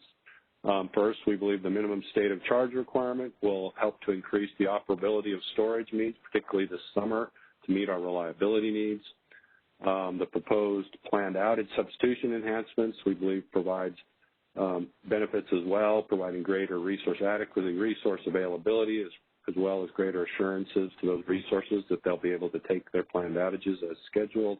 And finally, the enhanced capacity procurement mechanism authority will also help to ensure that not only meeting the capacity needs in the local areas, but that we also have sufficient energy to meet those local reliability needs.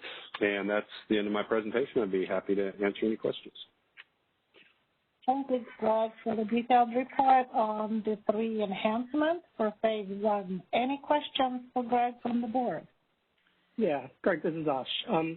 The second provision, the substitution requirement, is there any requirement that the substitute RA has similar operating characteristics to the it's a unit that is in a planned outage? Yeah, that's particularly. Let me be very explicit. Like, what if you have a gas generator that goes on planned outage? Can you replace it with solar? You can, and that is something that the operators look into. We consider that in looking at the substitute capacity as to whether or not to again approve that planned outage. But in general, particularly for system requirements, that as long as the substitute capacity has the same RA value, it's eligible to be provided as that substitute capacity and will, more than likely approve the planned outage. But there are some exceptions to that. The operators do have discretion to review that as to whether or not to approve the substitution in the planned outage. Presumably this is not a big risk during a low demand period, but presumably during a high demand period, that would pose serious net peak risk, right? It would. And again, I think, this proposal is really meant to try and discourage planned outages during those peak months because, it will be much harder to find substitute capacity during those peak months. I think particularly as we're getting into tighter capacity situation where, almost all the capacity is needing to be shown for RA during those peak months in any event. And it's also going to be, much more expensive to find that substitute capacity in those peak months. So, we think that this provides the proper incentives for them to, plan their maintenance for those off-peak months when that substitute capacity is more available and at a lower cost.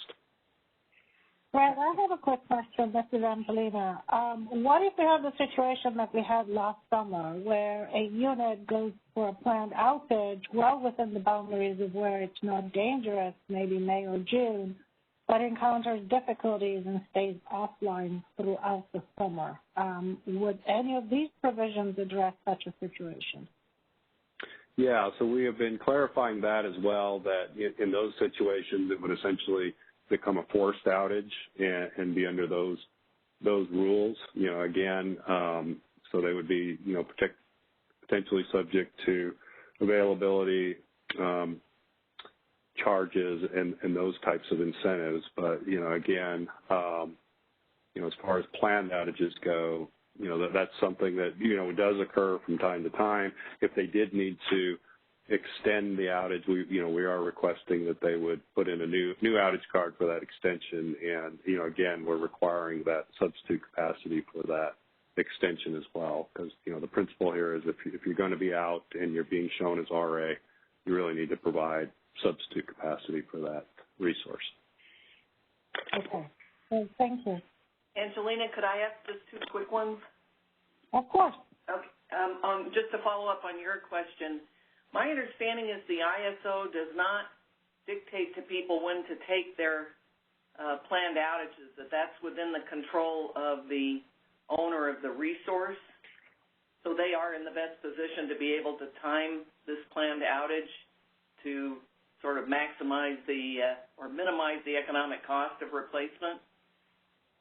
Yes, they have full discretion to request the planned outages when they want, but it is the ISO's discretion then as to whether or not to approve those planned outages. Okay, got it. And then on the first topic, and this is just sort of practical on batteries to understand how they work with the proposal, I assume the issue we're trying to cover is this net peak problem. And the way I'm understanding the proposal is that a battery owner could be operating in the morning, let's say, because they have an industrial capacity or something that they're doing, so they are operating. It's going to be okay. They could then charge during the afternoon when the solar production is maximum, and then my understanding is the maximum for most of these batteries is 4 hours, and does it take an hour-per-hour charge time to get to that? In other words, if you ran it down completely, do you need 4 hours to recharge it? I'm just trying to understand sort of the timing of how all this would work if you actually owned a battery. Yeah, I mean, so essentially when you're looking at a 4-hour battery, you basically can discharge it in 4 hours, and then it takes you a little longer than 4 hours to recharge it because there is some losses in that round-trip efficiency. But, again, the real issue we're trying to address here is the fact that, we have these limitations of the real-time market where we could be seeing, potential price spikes in real time that would discharge these resources and then make them unavailable for that net load peak where we might have insufficient, other resources to meet that net load peak. And, it's really just, an issue with constraint that we currently have with our real-time market that we only have, about an hour look ahead. and we also have bid caps that can reduce some of those market incentives as well. And, with that, we think it's prudent to put this minimum stage charge requirement, at least in the interim, until we can develop some more integrated market enhancements to address this issue. Okay, thank you. Angelina, I have a quick question. Do you have an estimate of what you think the solar plus storage could potentially be at net peak, the potential?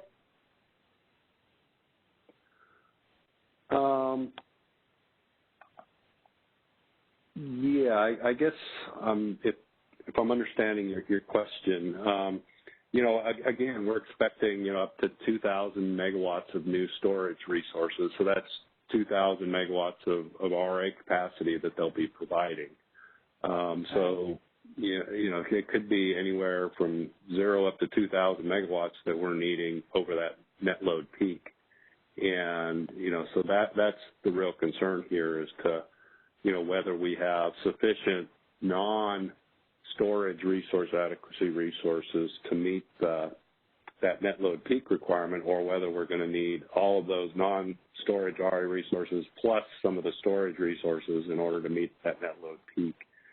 And, that's why we have this provision. When there's that RUC infeasibility, we know we're into a very tight supply condition, and we need to ensure that, they're adhering to those day-ahead schedules, because, again, the day-ahead market can, optimize the charging and discharging of those resources because it's looking over that entire 24-hour period, which we want to make sure that the real-time market doesn't undo that when we're in those very tight supply conditions. We think that it's not as much of a concern when we're not in those super tight supply conditions because, there should be sufficient resources to meeting the net load peak, and the operators also always have the ability to exceptionally dispatch these resources if they see that necessary as well. But this minimum state of charge requirement is going to help reduce some of that burden on our operators where they have to go in and potentially exceptionally dispatch, dozens of resources to try and ensure that we can meet that net load peak. Yeah, I guess the subtlety of what I'm asking is what you think that mix of the 2,000 megawatts will be. Battery only? I think the vast majority of that will be, hybrid type resources where they're adding storage resources at existing solar sites. Yeah, I'm sorry. I misunderstood you. Sorry. I realized I had no idea what the mix of the 2,000 megawatts was. Battery only, solar plus. You think it's pretty much going to be at the addition of batteries to existing solar sites? Yeah, they'll be at the existing solar sites under our, co-located policy proposal that you approved last year. Got it. Thank you. Wait, any additional questions? This is Severin. On the planned outage, what is the current policy when a plant does a planned outage during part of a month in which it's offering RA? Yeah, so the current policy is it's more of a first come, first served basis. So the advantages of that policy, which when we put it in place, was we wanted to get advanced notice of when resources wanted to take planned outages. And so we do often get these planned outages many months in advance. But what we found in practicality is that we really can't and then the operators essentially do an assessment as to whether they can allow the planned outage because we have sufficient resources available or not. And if we don't, then we have the substitution requirement. If there are sufficient resources, then we don't impose a substitution requirement on them. But the issue with that is that they have to. We're unable to really do that assessment until relatively close to the resource adequacy month because of the fact we don't have all the information in place. And at that time, it can be problematic because if we do require the substitution, then they have much less time to go out and find the substitute capacity. And in the event that they can't find that substitute capacity, then we end up having to deny those outages, which is something, again, we don't like to do because we want to make sure that the maintenance gets done. So we think, this process, although it's a little more onerous, will provide more assurances to both them and us that, they're going to be able to take the planned outage as scheduled. and two, we're going to ensure we're not going to be short capacity once we get to the resource adequacy mark. So they are getting, under the current plan, they're still getting paid for the RA when they take the so they could be out, 2-3 weeks out of the month, but if we approve the planned outage without substitution, they could get paid an RA payment without necessarily being available the majority of the month under the current construct, in the event that we didn't require them to find substitute capacity. I imagine the RA payment's pretty low in that month. Yeah, it probably is, because that's generally, if we were going to allow that, then we're probably in an off-peak month, and also not that valuable during those months. Yeah. Okay, thank you. Okay, great. Any other questions? All right, seeing none, let's move on to the Department of Market Monitoring comments. Mr. Ryan Korolinski again. Do we have Ryan?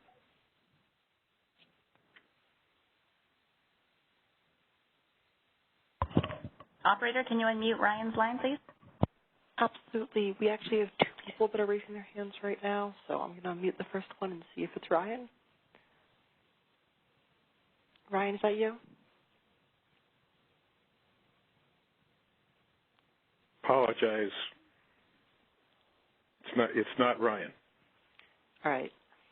Ryan, is that you there? I'll get back in. Hey, hello. Can you hear me? Yes, we hear you. All right. Okay, this is Ryan Korolinski from the Department of Market Monitoring. Thanks again, Chair Galitova and governors for the chance to speak today.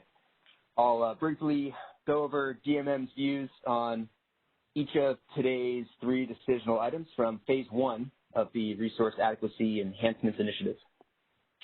See, Item 1 is the minimum state of charge for energy storage resources. This one, DMM does not oppose the ISO's final proposal for using a minimum state of charge constraint for batteries.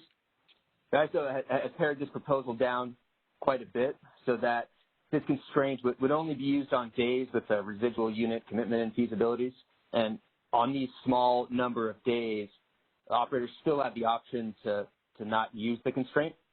So DMM's understanding is that in the absence of this proposal, operators would still have the authority to dispatch batteries manually to get the exact same outcomes. So this policy at least adds some transparency to the actions operators may take under tight conditions. But utilizing these constraints may not end up actually being the best way for operators to manage batteries in emergency situations. So DMM continues to recommend that the ISO keep working on ways to improve their processes for issuing manual dispatches to storage resources this summer. Next, Item 2 is planned outage substitution. The ISO is proposing to require all resource adequacy resources taking planned outages to provide substitute capacity starting this summer. We see that there are pros and some potential cons to this proposal from a reliability perspective. DMM has some concerns that the pros may not outweigh the cons, but CPUC and ISO staff, including staff that work on the outage scheduling, believe the proposal will improve reliability. So we are deferring to their judgment on this, and we support the proposal as an interim measure for 2021. We understand that the proposal will create stronger incentives for the resource owners that are planning maintenance far in advance of an outage to try to buy substitute capacity further in advance compared to today, where today the supplier is uncertain over whether or not it might need to buy substitute capacity at all. So that should help reliability. But if a supplier cannot find reasonably priced substitute capacity, this proposal could increase incentives for the supplier to wait to report an intended maintenance outage to the ISO. And that could potentially be a step backwards for reliability. We also think the proposal could increase existing incentives for suppliers to not sell their excess capacity in bilateral markets in order to keep it on hand to cover their own unexpected maintenance outages. So the proposal could could potentially increase prices in bilateral resource adequacy markets and make it harder for suppliers to find reasonably priced substitute capacity for important maintenance outages. But again, DMM defers to the ISO and CPUC staff judgments that the proposal should enhance reliability this summer. We support it as an interim measure, and we look forward to working with the ISO and stakeholders on a longer-term solution to these issues as soon as possible. And let's see, finally, item 3, the backstop procurement for energy deficiencies in local areas. DMM supports the current proposal to expand the ISO's backstop capacity procurement mechanism authority to help make sure that local capacity resources can meet energy needs and not just the capacity needs in the local areas. But we think the rules for allocating the cost to load-serving entities do not align really well with who may be causing the cost of this new type of backstop procurement. So we do recommend that the ISO revisit the cost allocation in its next resource adequacy initiative. That's all I have for today. I'd be glad to try to answer any questions you may have. Thank you so much, Ryan. Any questions for Ryan from the board?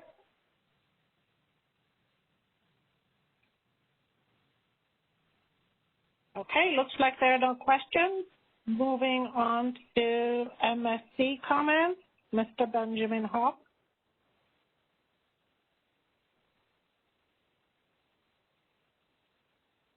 Operator, can you please? Benjamin, is that you right there?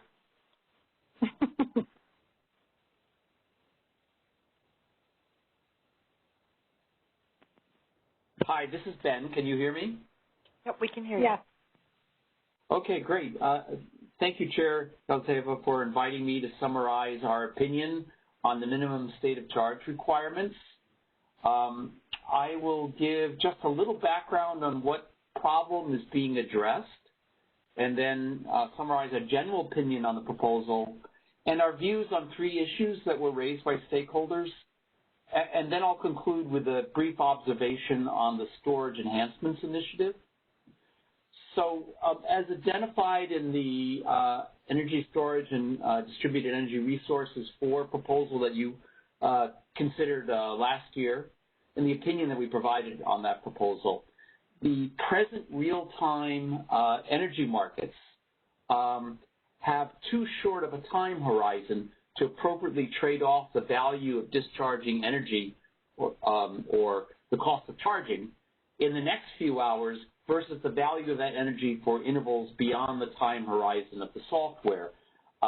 So in the middle of the day, if there are somewhat higher prices than folks anticipated, you may discharge batteries and not reserve that energy for the evening when the conditions may be more stressed. And furthermore, as Greg alluded, we can get suboptimal schedules in real time, even if prices are correctly anticipated, because the absence of scarcity pricing may suppress price differences between the evening and the day, such that owners of storage resources would find it more profitable to discharge during the day or not charge, rather than wait for slightly higher prices in the evening, which don't fully reflect the value of the energy at that time. So that's the problem that's being addressed. And our general conclusion is that imposing a minimum state of charge constraint in the, we hope, rare conditions when the residual unit commitment day-ahead procedure indicates that capacity is inadequate, we think that's a reasonable precaution to take, at least until the ESDR 4 end-of-hour state of charge parameter feature is enabled in the fall and tested in operation, which will take some time after that. We've noted 3 longer-term solutions that we think are more fundamental that could eliminate the need for a storage unit by storage unit constraint, which, as stakeholders have observed, is very inflexible. So these 3 long-term solutions are, first, implementation of a more comprehensive market-oriented solution to managing state of charge across the system, which, as Greg mentioned, will be considered in a storage enhancements initiative to be started. Second, a scarcity pricing system that sends an efficient price signal for decentralized operations. So if conditions truly are more stressed in the early evening, that prices reflect this. And finally, implementation of a longer time horizon in one or more of the real-time markets. This could be in the form of the hour hedge scheduling process redo that I had proposed earlier today, for example. Okay, turning to stakeholder concerns, there are three of them. First, in general, some stakeholders were concerned that minimum state of charge requirement would remove flexibility to manage storage and is antithetical to the philosophy of electricity markets that would give discretion to resource owners as how to operate their resource in response to market incentives. I'll point out, though, that other stakeholders absolutely believe that because of the inadequate time horizons of real-time markets I mentioned and the primacy of the reliability objective, some sort of requirement for resource adequacy contracted storage to be fully charged prior to the evening's net load peak would be reasonable, and we agree with that. We think that imposing a minimum state of charge constraint only in the stressed situations envisioned in the proposal, that shouldn't restrict battery operations significantly because, as observed, in the absence of that constraint, operators could exceptionally dispatch the batteries, but the experiences of last August remind us that operators will have a lot of things on their plate to manage during such conditions, and to ask them to micromanage the operation of a large number of storage resources adds to their burden, and it increases the probability of things being mismanaged. We think that we agree with DMM that this is a minimum state of charge is more transparent and will also reduce the burden on operators and likely result in more reliable operation of the system. In response to these concerns about flexibility, ISO did narrow the proposed circumstances in which the constraint can be imposed, and they announced this new initiative. Okay, the second concern is about the observation that storage was often charging during August and September at the same time that the ISO issued a warning, or even during the stage 3 emergency. And the stakeholders highlighted that they don't want to be in a situation of having to charge the batteries immediately before an interval in which the minimum state of charge constraint is imposed, when the system may be highly stressed in such intervals. And some stakeholders offer an alternative to a minimum state of charge requirement, which was called a safety protocol that basically limited real-time charging dispatches to exceptional dispatches ordered by the ISO operators. So we concluded that such a protocol would be not a good idea for at least three reasons. First, there's a high likelihood to be suboptimal, since it would be imposed regardless of system conditions. Second, it would require significantly more operator attention, which, as I've mentioned, is not a good idea during stress circumstances. And third, implementation of such a protocol would be more complex if you really want to do it by this summer. The third issue stakeholders raised was compensation for opportunity costs. And as we discussed in the ESDR 4 opinion, these are very difficult to estimate for storage, first of all.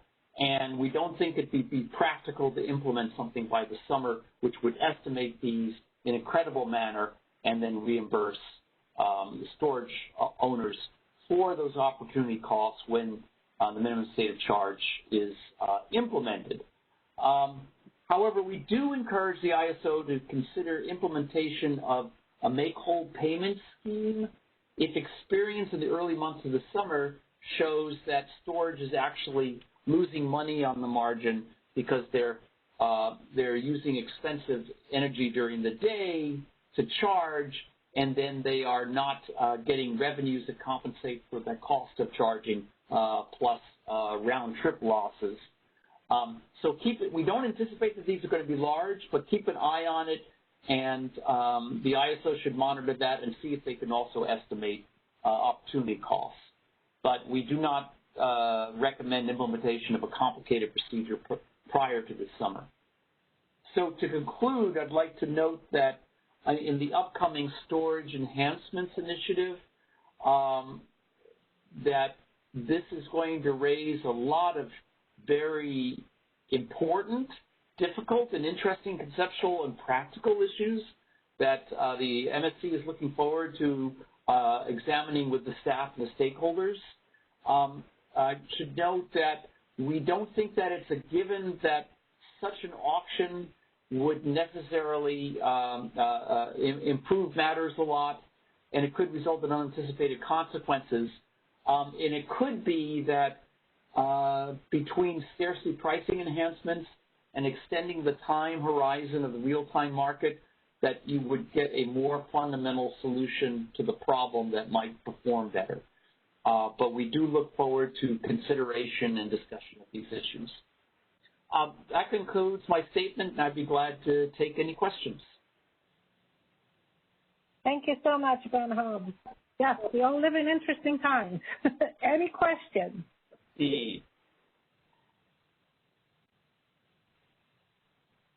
No questions from the board. Okay, Janice, thank you. you. Got a question? Okay, looks like we're good. Thank you so much. You're welcome. And that was really helpful. Yeah. Thank you very much. Yeah. Public comment. Operator, can you please open the line for public comment?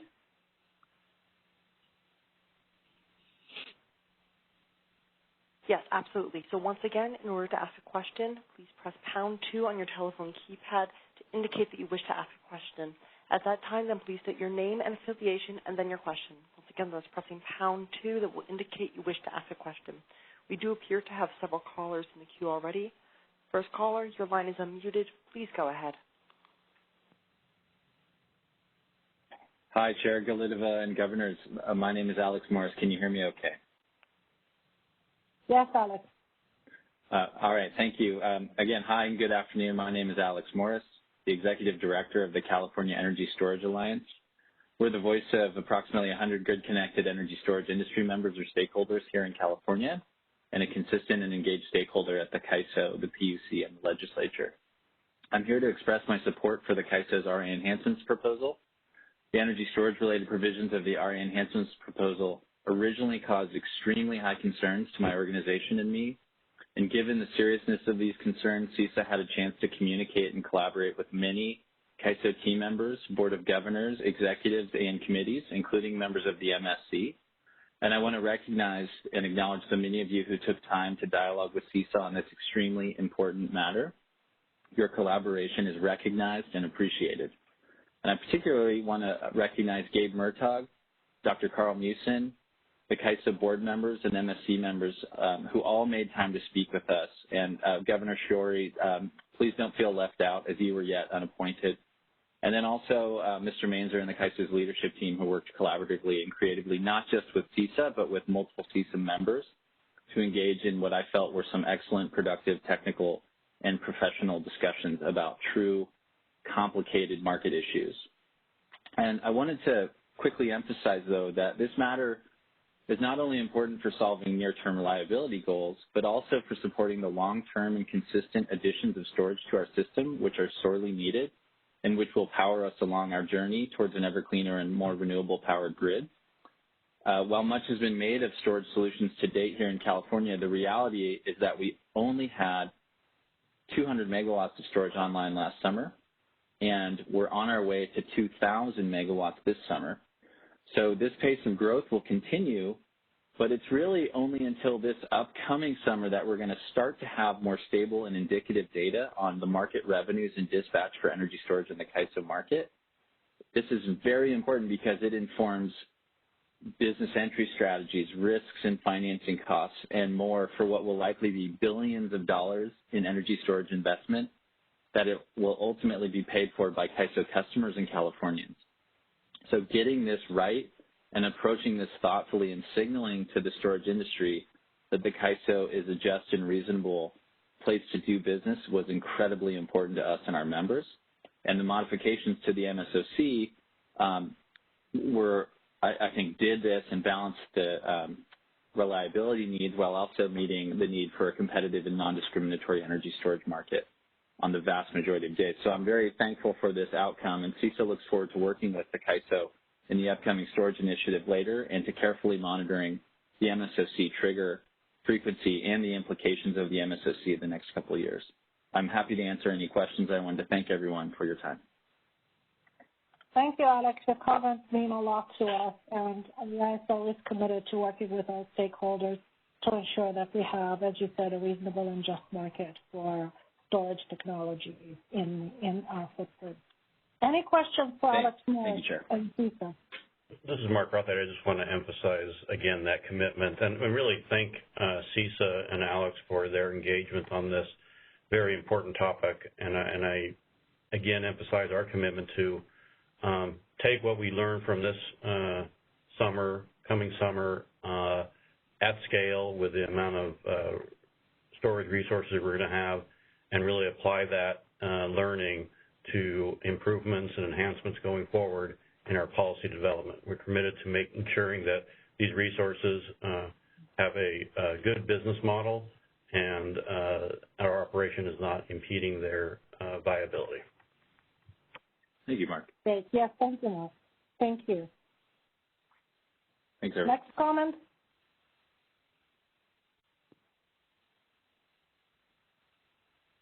Caller, your line is unmuted. Please go ahead. Chair Kalitova, Vice Chair Bob Watt, CAISO board members and management. My name is Brian Thaker. I'm Director of Regulatory and Market Affairs for Middle River Power. Middle River currently owns 2,000 megawatts of conventional thermal and geothermal resources within the CAISO footprint. And over the past year, we've developed solar and battery storage projects at 2 of our existing generation sites. First, I want to echo Alex thanks to the CAISO staff for very good engagement on this issue. While Middle River supports 2 of the aspects of the ISO's Resource Adequacy Enhancement Phase 1 proposal, we do not support the ISO's proposal to require substitution for all planned outages. While we are sympathetic to the ISO's plight, and we believe that the current paradigm is far from ideal, we believe that this proposal will increase costs to suppliers and consumers and make it more difficult to take the maintenance needed to keep generating units reliable. The reliability of these units should be of great importance to the ISO.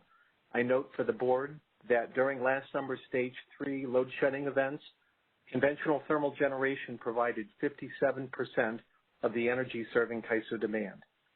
Moreover, the CAISO's proposal does not address the core problem, which, by the ISO's own admission, is the monthly design of California's RA program. That design is unique among all the ISOs. Any CAISO solution should be focused on that particular core problem. Middle River is not alone in opposing this aspect of the ISO's proposal. A diverse group of stakeholders, including the Public Advocate's Office, renewable generation developers, and municipal and investor-owned utilities also oppose this proposal. And several other stakeholders, including DMM, have expressed concern about it. So in sum, for all these reasons, and especially because it does not address the core problem, Middle River respectfully asks that you set aside this aspect of the Phase 1 proposal and move forward with the other 2. And Governor Shorey, I'd like to briefly respond to a question you raised earlier. Generators don't have unfettered discretion as to when to request planned outages. Often they need to coordinate and schedule third-party crews and equipment or coordinate with other transmission or fuel supply outages. So I just wanted to bring that to bear. In any case, thank you for this opportunity to comment, and I'd be happy to answer any questions.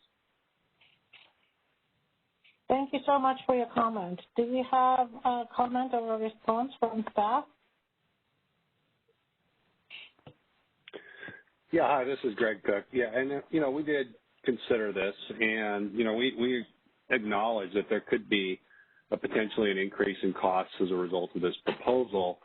but, you know, in our view, we don't think it's an inappropriate increase in costs. You know, again, these provisions will ensure that we're maintaining the RA capacity that we're expecting to have to meet the Resource Adequacy Program planning reserve margin, which again does not include planned outages. So requiring substitution for all planned outages will ensure that we keep that planning reserve margin intact. And, you know, although we haven't necessarily done that in the past, we think, you know, given the tight supply situations we're seeing, particularly when we get into those peak months, that, you know, this is an appropriate requirement and will provide, you know, necessary reliability benefits. And, you know, again, we also think it provides greater assurances for resources. You know, as Brian mentioned, there's a lot of planning and scheduling that needs to come into place to get those maintenance outages scheduled, and this will give, provided they have the substitute capacity, give them assurances that, you know, those maintenance outages will be able to take place as planned. Thank you, Greg. Any questions from the board? Comments?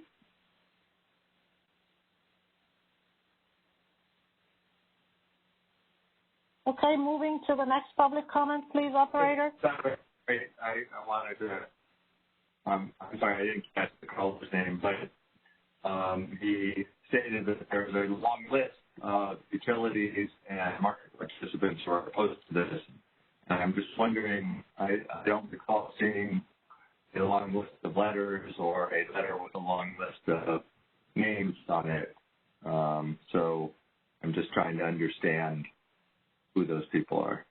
Yeah, Governor Bornstein, this is Brian Baker. I don't know if you can still hear me. I was referring to the parties listed in the ISO's matrix, which I believe has provided you with your board package. Yeah, okay. I will take a look at that again. My memory is not that there was a long list of people opposed to it, but I will look at it right now. Okay. Thank you very much. Thank you. Moving on to the next caller. Caller, your line is unmuted. Please go ahead. Yes, good afternoon. My name is James Caldwell, and I represent the Center for Energy Efficiency and Renewable Technologies. And to begin with, let me say that CERT fully supports all of the proposals in this proposal. However, we need to point out, we believe, that this goes well beyond the four corners of this particular proposal, that there are a lot of other events going on that interact with this, and we need to be careful as we go, especially through the next 2 to 3 months. First up in this list is a companion proposal at the PUC for near-term RA enhancements from the PUC. Now, those will most likely affect more the showings for summer of 2022, but they could impact 2021 as well. And that process is roughly 10 weeks behind your process.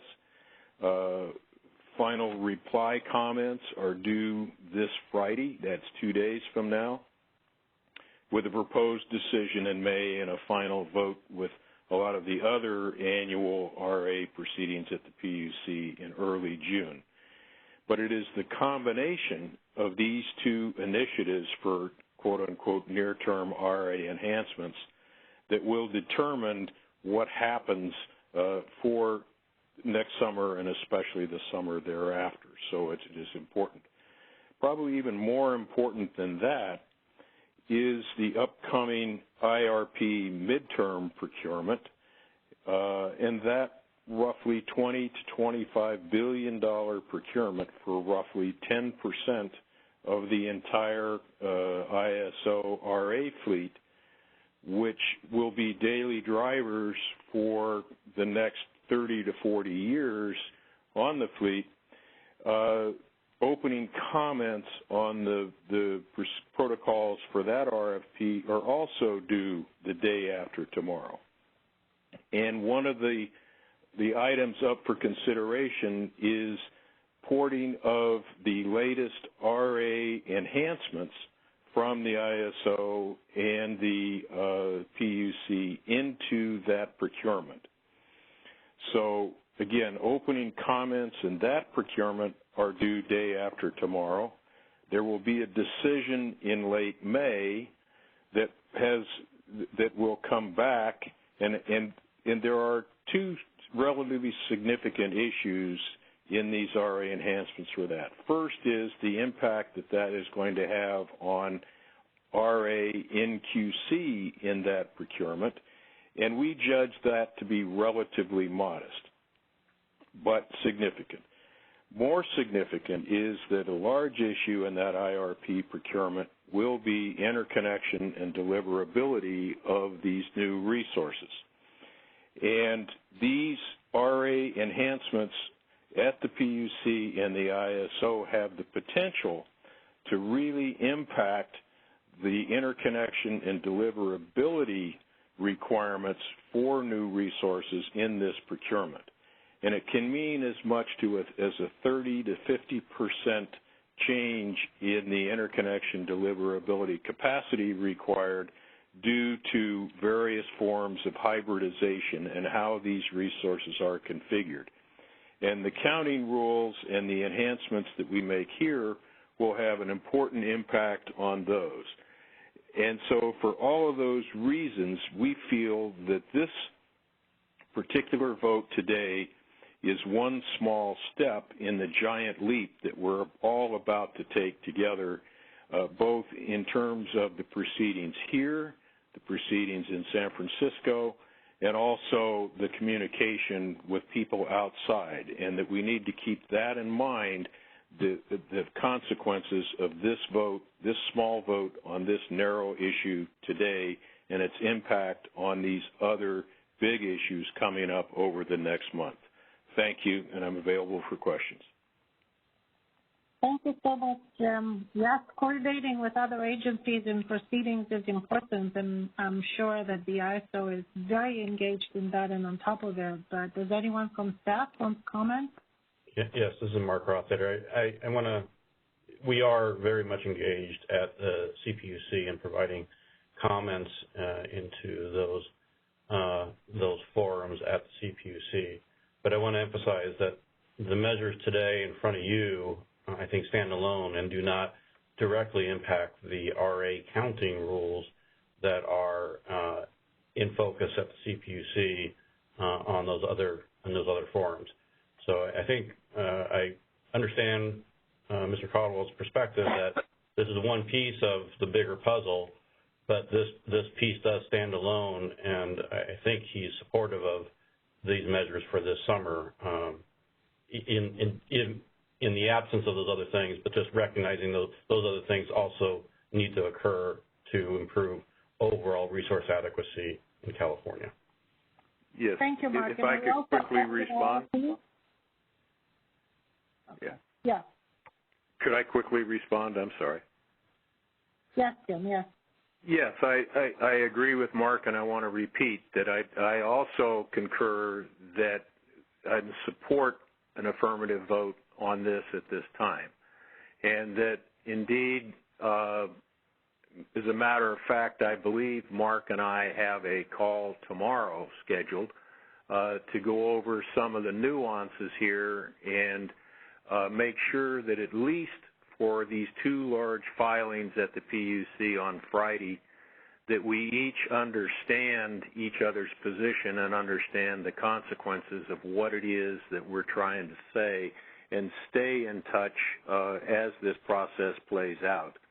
But I also believe that it's more than just staff to staff, that it is also board to board, and commissioners and board members at the ISO and governor's offices and so forth are going to also have to be on their toes with this coordination procedure as we go through. There is a lot of moving parts, and the execution of all those moving parts seamlessly is going to be critical. I would venture to say that this is equivalent to having all of our vaccines and not having a vaccine distribution plan, or having to execute with a distribution plan.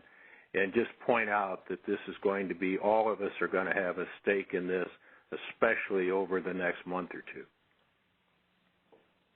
Thank you so much, Jim. Yes, we are on top of it. We're closely aligned, and we'll be even more vigilant. Any questions from the board?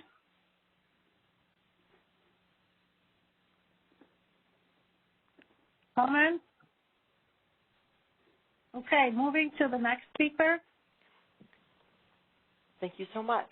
Next caller, your line is unmuted. Please go ahead.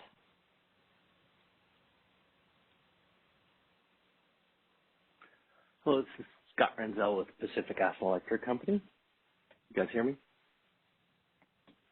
Yes, Scott. Great. Thank you to the CAISO board and management for the opportunity to speak again.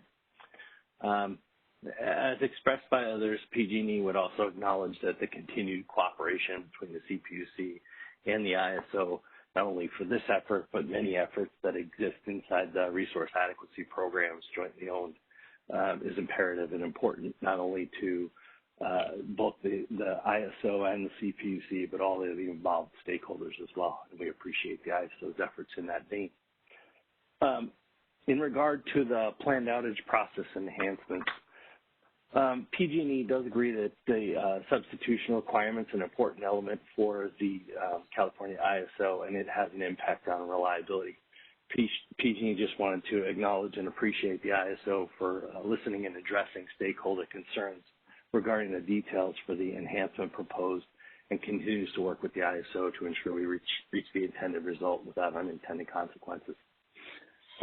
We also understand that this work is helpful for summer 2021 and look forward to the longer-term efforts and enhancements initiatives for the POSO process.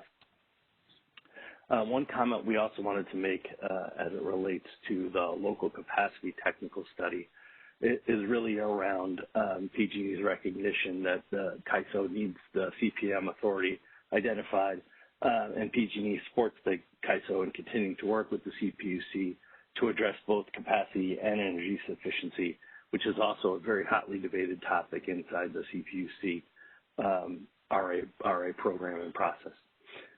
One thing to note that is increased transparency regarding the needs for CPM really could ideally help move forward that procurement need so that we don't have to make use of the backstop CPM process.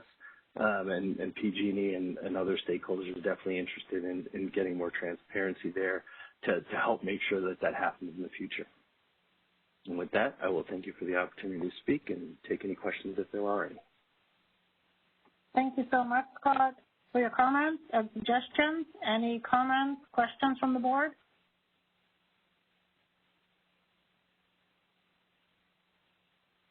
Hearing none, next speaker, please. We currently have no speakers in the queue at this time. Thank you very much, caller. Great. I believe that our CEO, Elliot Ranger, wanted to make a comment before we finish. Oh, thank you, Chair Galliva. A number of the things I wanted to emphasize have been pointed out, but I guess I'll just put a couple exclamation points on a couple key things here. First of all, going back to Alex Morris's comments and Mark Rothleiter's statement, I did want to also really reiterate just a real deep appreciation for the work with the storage industry and the storage providers. This was a really fabulous collaboration where I think we had an opportunity. They just provided us with great input, great recognition of the role that the storage resources are going to play in reliability in California. And I think we've taken a good initial step in understanding each other. We're just truly excited to sit down later on the spring and really thinking long term, not only about the current generation of energy storage resources that we're seeing on our grid, but recognizing that we're going to see evolutions in chemistry and duration, and there's just a lot of great opportunity ahead. So we're very excited about that.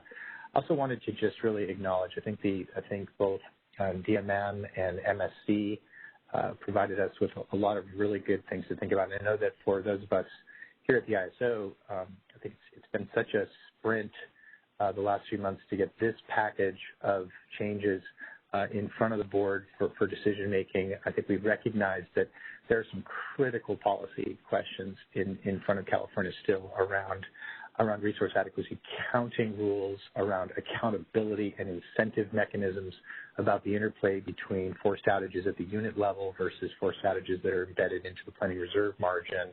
And we are very much looking forward to working with our colleagues at both the CPUC and the CEC to think about how our resource adequacy enhancements in our tariff fit in and integrate with the other mechanisms that are coming out of the state agencies, which we just have to have a fully integrated drivetrain. So Jim's points are on point as well.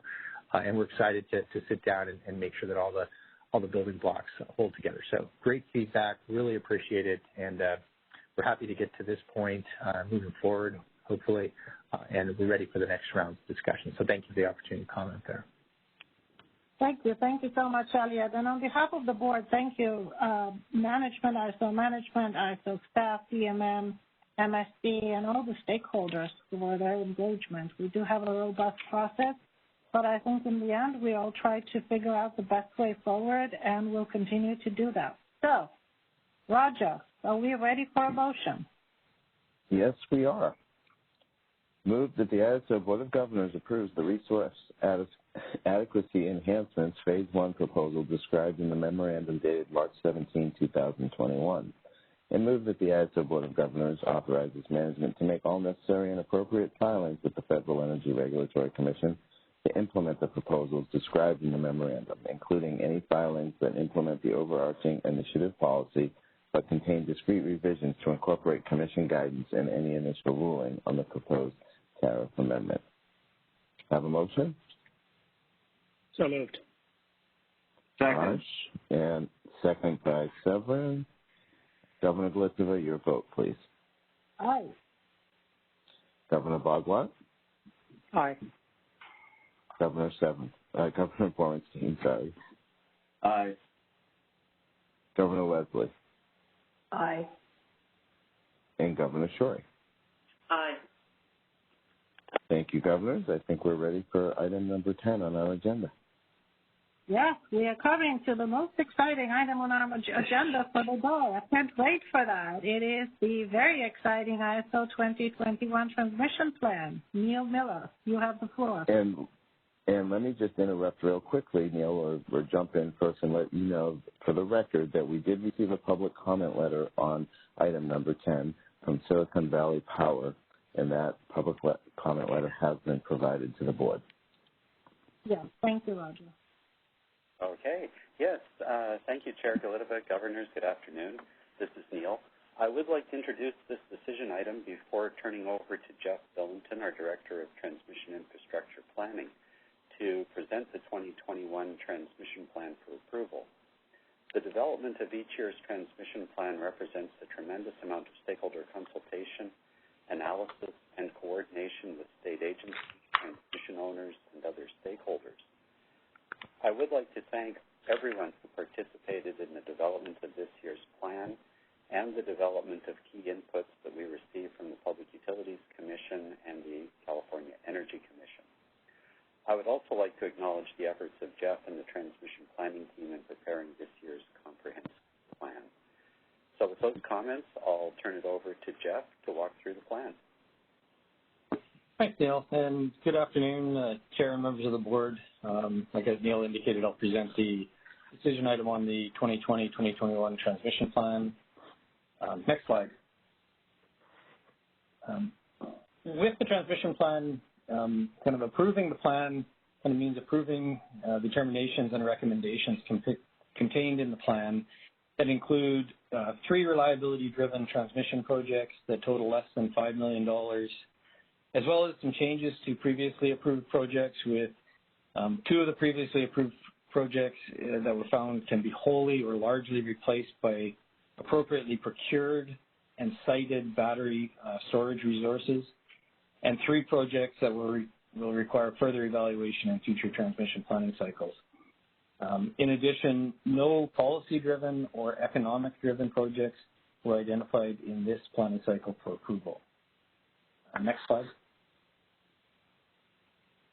The development of the 2020-2021 transmission plan was done through the ISO's annual transmission planning process that began in December of 2019 in phase 1 of the process with the development of the study plan that includes the incorporation of the California Energy Commission's energy and demand forecast and the California Public Utilities renewable portfolios that were provided for use in this planning cycle.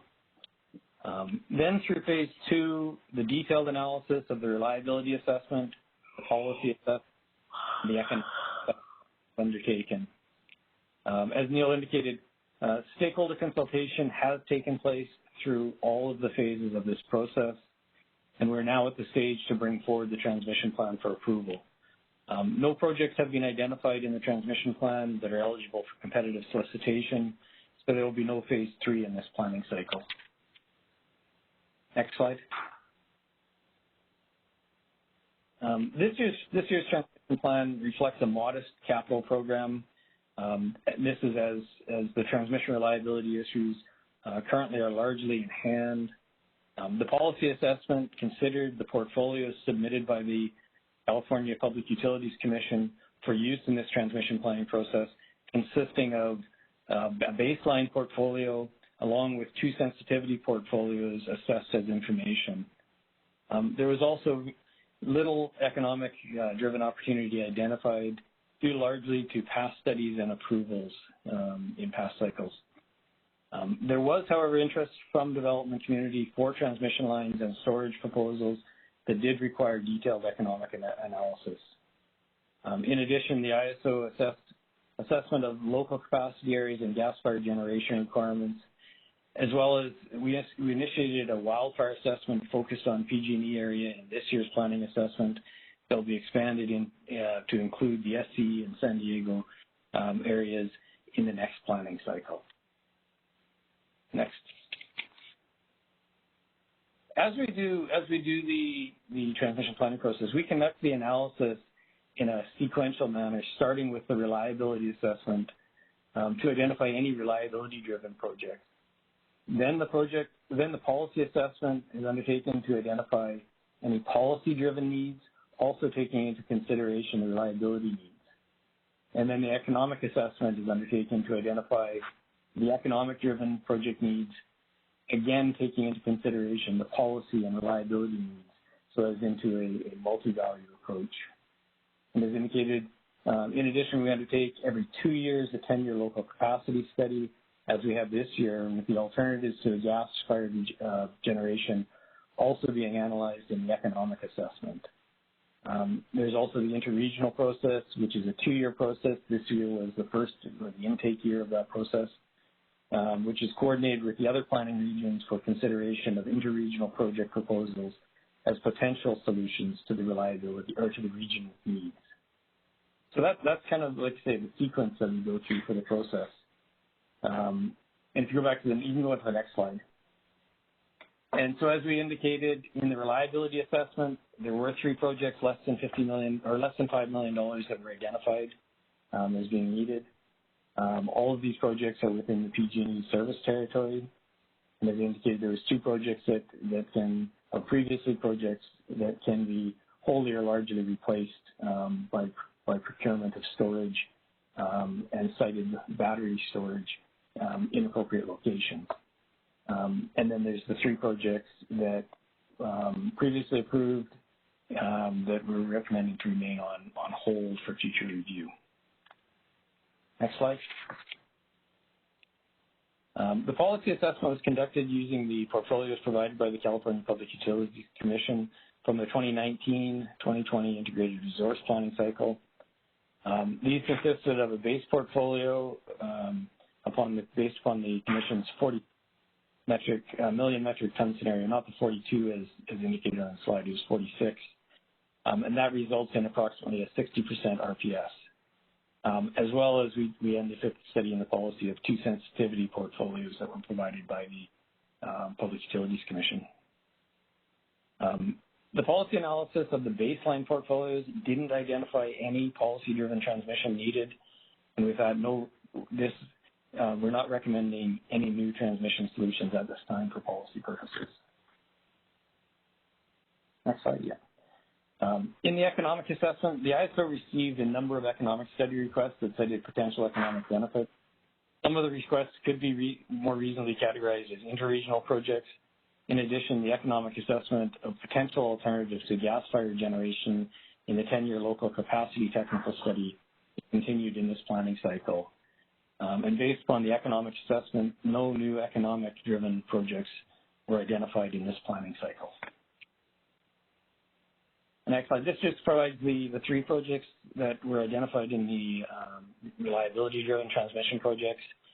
These were the Palermo to Wendota, 115 line section reconductoring estimated at $250,000. Manteca number 160 kV line section reconductoring estimated at $2.8 million. And the Kasan to Kasan Junction 115 line reconductoring estimated at $500,000. And again, all of these projects are in the PG&E service area. Next slide.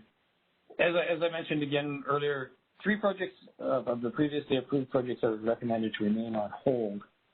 2 of these previously approved projects, the North of Mesa project, our upgrade, and the Wheeler Ridge Junction Station project, have ones that have been identified that can be wholly or largely replaced by appropriately procured and sited battery storage as the mitigation plan. And so with that, these projects are recommended to remain on hold pending the procurement of the battery storage resources through the California Public Utilities Commission procurement process, and leaving them on hold so that if the procurement can't site the battery storage in the appropriate locations, we'll need to move forward with transmission projects to address these or mitigate these constraints. Next. Yeah, and in addition to the reliability, policy, and economic assessments, we did undertake additional studies in this year's planning cycles. These include the frequency response and dynamic system modeling studies, the local capacity studies that were identified earlier with the gas-fired assessment in the local capacity, as well as we did identify the storage capabilities and requirements in the local capacity studies. The other studies we looked at was flexible capacity deliverability requirements, and as I indicated, we initiated a wildfire assessment in this year's planning cycle looking at the PG&E area, and we will be looking at the southern areas in the next planning cycle. Next. The protection of the regional high voltage transmission access charge has been included in the 2020-2021 transmission plan, similar to previous planning cycles. The projection utilizes the PTO's most recent FERC revenue requirement approvals, as well as the ISO approved transmission capital projects. The trend of the 2020 transmission access charge value for the 2020 projection remains relatively consistent with the 2019 projection, though with an increase which is primarily driven by the cost of the revenue requirements and the PTO's most recent FERC revenue requirement approvals. Next slide. And again, like Neil indicated, throughout the 2020-2021 transmission planning process, stakeholder consultation was incorporated into the process with 5 stakeholder meetings being held. There was general support for the transmission plan with comments that were related to further consideration of the proposed alternatives that were submitted into the request windows for review. And then there's also concerns with respect to the portfolios provided by the CPUC from their integrated resource plan. And we also had concerns related to the reliance on remedial action schemes in lieu of transmission upgrades. And with this one, we will be undertaking a review of remedial action scheme guidelines in the ISO planning standards this year. So with that, the transmission, or the 2020-2021 transmission plan, is recommended for approval as it continues to pursue low emission strategies and addressing reliability needs on the ISO control grid.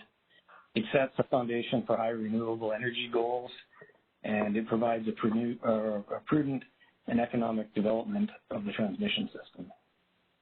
With that, that concludes the presentation on the transmission plan. Thank you so much, Jeff. Any questions or comments from the board for Jeff?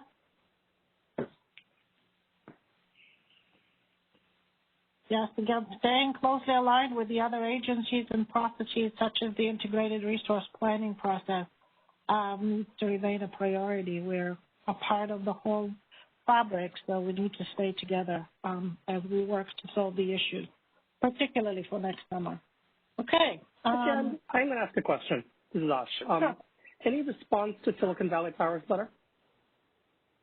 Oh. Staff? It's Neil here. I can take a first shot at that. Yes, we are aware of the change in load growth anticipated in that area, and we do intend to take that into account and work on those issues in the 21-2022 transmission plan process. It's just getting underway. So that was relatively late-breaking news, but luckily we're already starting on next year's plan. So numbers are crazy. We do take those concerns very seriously. That shift in load growth is a really critical thing for us to jump on. Yeah. And the numbers are just eye-opening. Thank you, Neil. Please keep us posted. I'm sure we'll be getting more letters and comments as well. Operator, do we have public comment? We do have a comment. Caller, your line is unmuted. Please go ahead. Thank you. Can you hear me? We can hear you. Yes. Oh, thank you very much. Thank you for the opportunity to speak today as well. My name is Manuel Pineda. I'm the Chief Electrical Utility Officer for the City of Santa Clara Silicon Valley Power, or SVP. And I appreciate you noting our letter up front, as well as asking the question at the beginning. I do want to provide just some quick highlights on that letter for the board and appreciate the time. As you know, SVP is the third largest public-owned utility in the state, and we are committed to renewable energy, decarbonization, and sustainability. It's really very exciting for me personally and for SVP and for the city to consider the upcoming growth that's happening in Santa Clara and the South Bay. That load is going to grow considerably in the next several years, and it's primarily driven by hyperscale data centers. Just to give you a perspective, not on the whole, everything, but just a couple of pieces, we have one 100-megawatt data center that's already under construction and partially operational, and we have two other 100-megawatt data centers that recently started construction and should be operational within the next couple of years. Several others are also already approved by both the CEC and the City of Santa Clara as part of the land use entitlement process. In addition to the data centers, we also have thousands of approved housing units, including affordable housing that we will need to serve. So just to give you a general perspective, our current peak is almost 600 megawatts, and based on the recently adopted CEC load forecast, it looks that we'll have by 2025 over 1,000 megawatts. So it's quite an increase over the next few years. I do want to thank the CAISO and the staff. We recently adopted a higher load forecast, and it was a great effort between SVP, CEC, and CAISO. Today, I'm here to respectfully request the board request staff to work with PG&E to begin the process to provide that transmission capacity increases. I noted from staff that they're looking forward to engaging in that, and so am I and my staff. As you know, this data centers and the coming growth are really that provide the digital infrastructure for California, U.S., and the world. And it's a huge part, it's a very significant part of what makes California an economic driver for our country. And we are really looking forward to working with you and PG&E to develop the projects that will support this load growth and support the economic growth of the state. So we're very excited. I'm glad that you noted our letter up front, also the comments from staff, and we look forward to working with you and making this happen. Thank you very much. Thank you. We look forward to working with you as well and ensuring that you can meet the load growth and continue economic development for the region. So we're grateful for your efforts. Angelina, may I ask a quick question? Of course.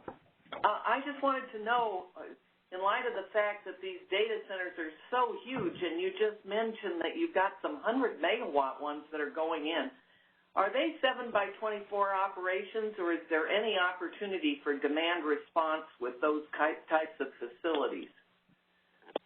Yeah, they're 24/7 operations. That's what I was afraid of. Okay. Yes, they're 24/7 operations, and I mean, many of them are relying on renewables for a huge portion of their energy supply as well. So that's really a good mix for us too. Yes, we're very excited, and we're working closely with them.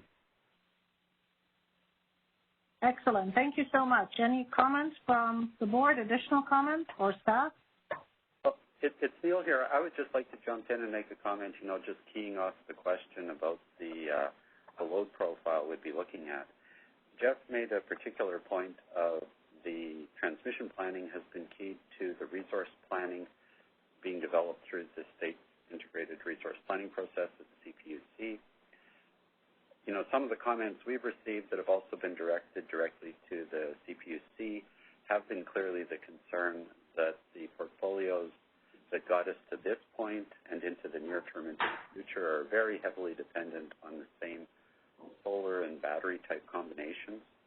And there's a clear concern that we're perhaps overly dependent on a very specific type of resource, that we need broader diversity, both regional as well as a type of diversity, a type of fleet. And also the concern about the continued reliance on the existing gas fleet well into the future. So while the plan that we presented today is meeting all of the stated requirements at this time, we do expect revisiting some of those key issues through the resource planning effort, and that could have a significant impact on transmission planning activities going forward. So I just wanted to make sure people were aware of the plan that we have today is not necessarily the plan that shows up in the future. Thank you, Neil. Noted. Any other additional comments?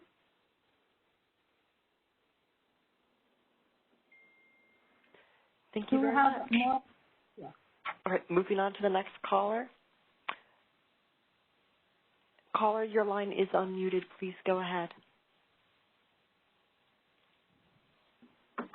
Hello, this is Eric Eisenman with PG&E. Can you hear me okay? Yes, Eric. Thank you. Good afternoon, CAISO Board and Management. First, I want to just talk about the incredible collaboration between the ISO and PG&E on the transmission plan. It's been going on for years, and this plan is another example of a huge thanks to Neil and Jeff and their team. And I also want to just call out the PG&E transmission planning team, led by Seth Bernagra and Marco Rios, who work so closely with Neil and Jeff. So Jeff stated that the two previously approved PG&E transmission projects, Wheeler Ridge and north of Mesa, can be wholly or largely replaced by appropriately procured and sited battery storage. This recommendation shows how the TPP has evolved in recent years. Nevertheless, PG&E has several questions and implementation issues it needs to discuss with the ISO in coming weeks and months. First, PG&E would like to better understand the complete economic evaluation for these storage alternatives, as well as how the CAISO envisions the procurement process for how the storage will take place, particularly since the ISO is not recommending these storage devices be transmission assets, but rather energy supply assets. With this in mind, I'd like to highlight the important differences between storage as a transmission asset versus storage as a supply asset. For instance, will these batteries only serve a reliability function, or under certain conditions would they also serve a market function? If they did serve a market function, under what conditions would each battery operate? Further, I would note that storage as a transmission asset versus storage as a supply asset has significantly different cost recovery mechanisms for PG&E. PG&E would like to better understand how the CAISO envisions the batteries being offered, and we'll work closely with Neil, Jeff, and their team on these interesting and important topics in the near term. Moving on, Jeff notes that no economic-driven projects have been identified in this transmission plan.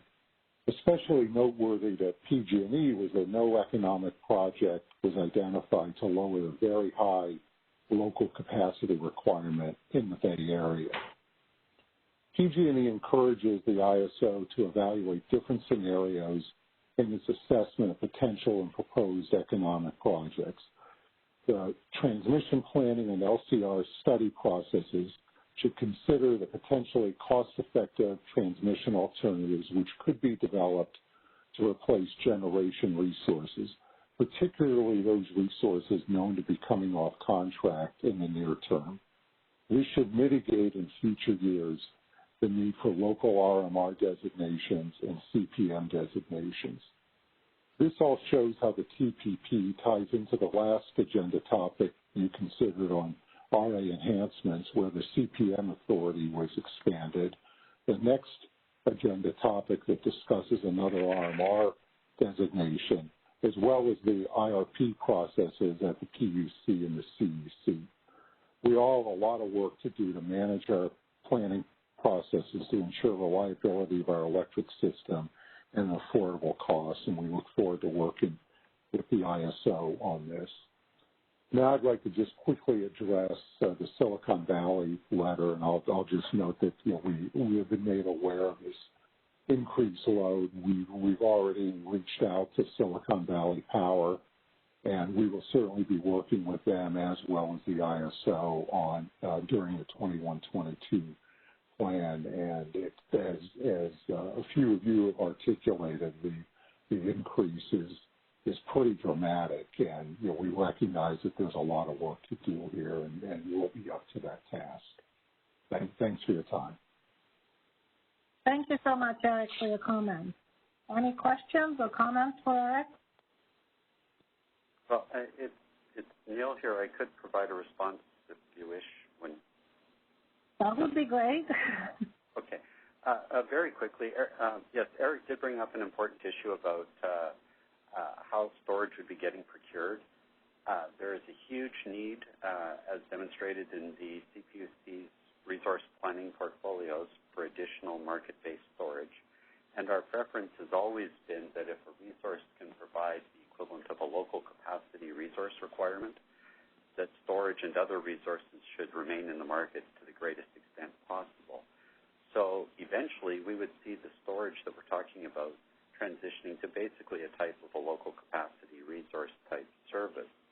Now, those issues need to be resolved not only for any new requirement, but in fact we do have, and this summer we will have to be for the first time relying deliberately and through procurement activities by Southern California Edison on a substantial amount of storage operating as a local capacity resource in the Santa Clara sub-area, serving the Santa Clarita community, where the local resources there will be approximately half met by storage. So this issue of how to manage market-based storage to also provide local capacity benefits is something that the policy team is also working on and that we'll be carrying forward more in the future. The procurement, of course, is obviously more distributed now as we have more CCAs also being part of the procurement path. So getting the storage in place will be more complex than it used to be, and that's something we just have to address as a challenge to make sure we get the most value out of those resources and that they provide the most value to the system, and also are appropriately compensated for that. When it comes to the economic studies, we do want to revisit. I mentioned earlier the situation with the gas fleet. The long-term projection, at least over the next 10 years, is for essentially the gas fleet outside of once-through cooling units to be essentially retained for at least 10 years, and most of it further into the future. That does raise concerns about the viability of that as a long-term plan, and we do want to revisit these issues with PG&E moving forward. But it's very difficult to build a business case to fund transmission for the sake of potentially retiring gas-fired generation if that generation will be procured in any event for system reliability reasons. But there will be more to come on that topic, so that's not something we're parking and walking away from. So I hope that helps just provide some quick context to those concerns. Yes, for sure. Thank you, Neil. Any other questions? I have a follow-up on that, Neil. I mean, I assume the CPUC has to authorize the storage procurement. That is the expectation, but how we encourage it to be located in a particular area and who procures that particular storage is something that is more complex now that there are many more people responsible, more parties out there responsible for the procurement. So sorting out exactly who goes and acquires it, especially if there's any sort of cost, if that storage location happens to have any additional cost premium above other potential storage locations. So the CPUC has a heavy role in this. We do intend to work with both the CPUC as well as the load-serving entities to work out the best possible way to get the storage located so that we get a twofer out of this, that the storage can provide the local capacity resource benefits as well as be participating in the market with the least possible constraints being imposed on it. Okay. Yeah, may I respond just really quickly? Governor Bogwat, the statements I made, I think Neil is I think we're pretty much in agreement that it's quite complicated, a lot here to do. It would need to go through the PUC, but it's not clear that it would be PG&E. It could be somebody else, and that is what makes it more complicated. So we'll be working, Neil, with you and Jeff and your team to kind of figure all this out. We look forward to those discussions. Thanks. Thank you so much. Okay, operator, in the interest of being respectful of everybody's time, how many more speakers do we have? We currently have one more question in the queue at this time. Okay, great. And then we'll move on to the last item. Can we stop that? Yep. Caller, your line is now unmuted. Please go ahead.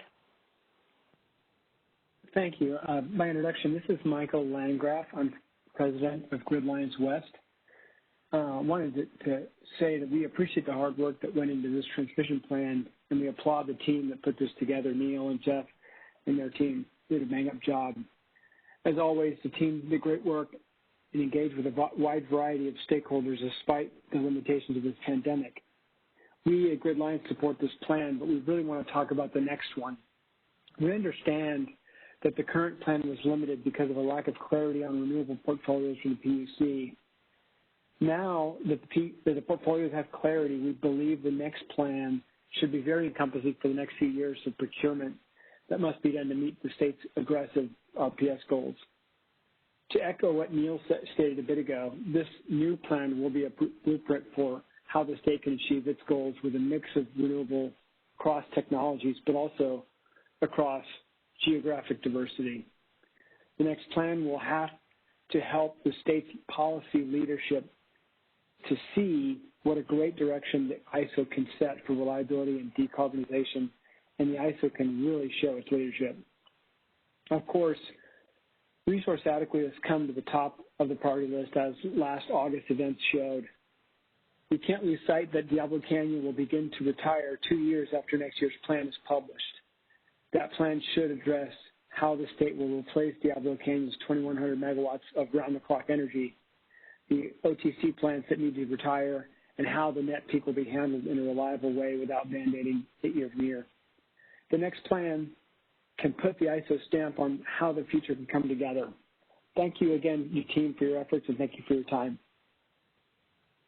Thank you very much for your comments. Yes, you're right. We can't be band-aiding from year to year. We have to have a consistent, comprehensive plan to address the issues long term. And we look forward to working with you and all other stakeholders to ensure that that happens. Any questions or comments from the board?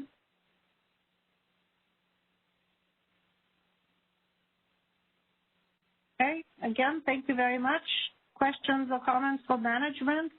Are we good with the issue to move forward to the motion? There we go. Okay.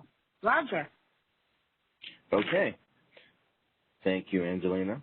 Move that the ISO Board of Governors approves the ISO 2020-2021 transmission plan attached to the memorandum dated March 17, 2021.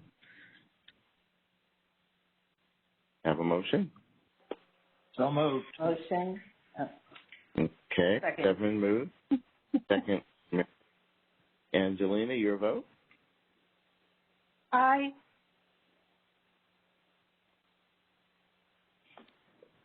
Osh? Aye.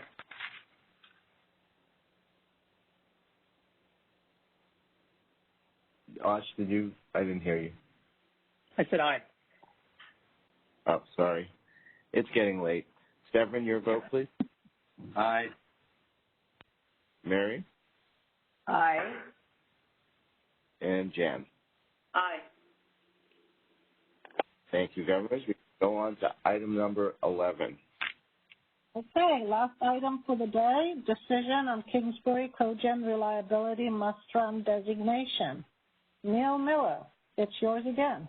Thank you. And yes, and I will be turning to Jeff a second time to present this decision item regarding the Kingsbury Cogen unit. That's the easy way out. Okay. To clarify that the unit, first up front, it is has been converted to peaker operation, so the name does not reflect its actual current mode of operation.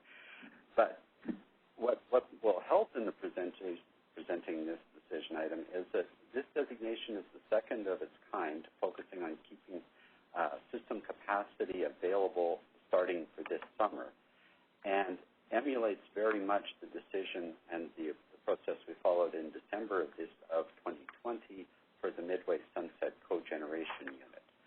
I do want to reiterate that these are not steps we take lightly or that we want to take, as they reflect fundamentally our recognition of the need for system capacity to maintain reliability through the summer and beyond. So while efforts to add additional capacity to the grid and to pursue other options are underway, as you heard about earlier in this meeting as well, unfortunately, we do see these steps being necessary to take at this time to retain the gas-fired generation that provides the capability and flexibility that this generator would, and to avoid its retirement when the system really does need the capacity. So with that, I'll turn it over to Jeff to walk through the presentation, and we'll look for questions after, so thank you. Yeah, thanks again, and Chair and Board members, like Neil said, I'll present the decision item on the RMR designation for Kingsburg Cogen for 2021. Next slide. Kingsburg Cogen has a capacity of 34.5 megawatts. The owner, KES Kingsburg, provided notice requesting retirement of the generators as of April 8, 2021. The request was denied as the resource was found to be required to meet the 2021 system-wide reliability needs. These needs include maintaining contingency reserve requirements per Val 002 reliability standards, as well as unloaded capacity to meet the operating needs per Val 001 and Val 003 reliability standards. If the resource does secure resource adequacy contracts, in the meantime, the RMR contract will not be executed. Next slide. The ISO has determined that a 17.5% margin is needed to maintain the reliability standard requirements on a forecast basis. This includes contingency reserves of not less than 6% of the expected load as required per Val 002 reliability standards. In addition, to meet the reliability standards, all resources must be operational in real time. The current ISO resource mix has an overall outage rate of around 7.5%. And in addition, the load forecast variability must be accounted for. The 1 and 2 load forecast is used as a baseline, so the allowance of 4% for load variations accommodates up to a 1 and 5 load forecast level. So taking these into consideration, they account for, it derives the 17.5% margin that we've identified as being needed. The ISO has undertaken stack analysis of the total resources to meet the forecast load of the summer months of 2021. In addition, the peak hour, the analysis also looked at hour ending 8 p.m., represented in the table. where the solar resources are reasonably assumed to be zero, recognizing the minimum solar output at the end of the hour or throughout the hour. The analysis also considered all other resources to be at their net qualifying capacity, included new resources scheduled to be online by summer of 2021, and resource adequacy inputs were based upon the average resource adequacy monthly showings for the last 5 years. So column F provides the total stack capacity that is above or below the forecast load at hour ending 8 p.m. plus the 7.5% margin. So for July and August, the 7.5% margin is relatively close to the total stack. This signals that the July and August, almost all of the existing and planned resources available for procurement are required to satisfy the 17.5 planning reserve margin. However, the resource stack for September falls below the 17.5 margin level at hour ending 8 p.m., indicating there is insufficient capacity to meet the 17.5% margin found by the ISO to be needed to meet NAL 002 requirements on a forecast basis. The ISO also conducted a sensitivity with the monthly maximum resource adequacy import showings over the past 5 years instead of the average contracted capacity. With this, the margin would only just reach 18% for September. Next slide.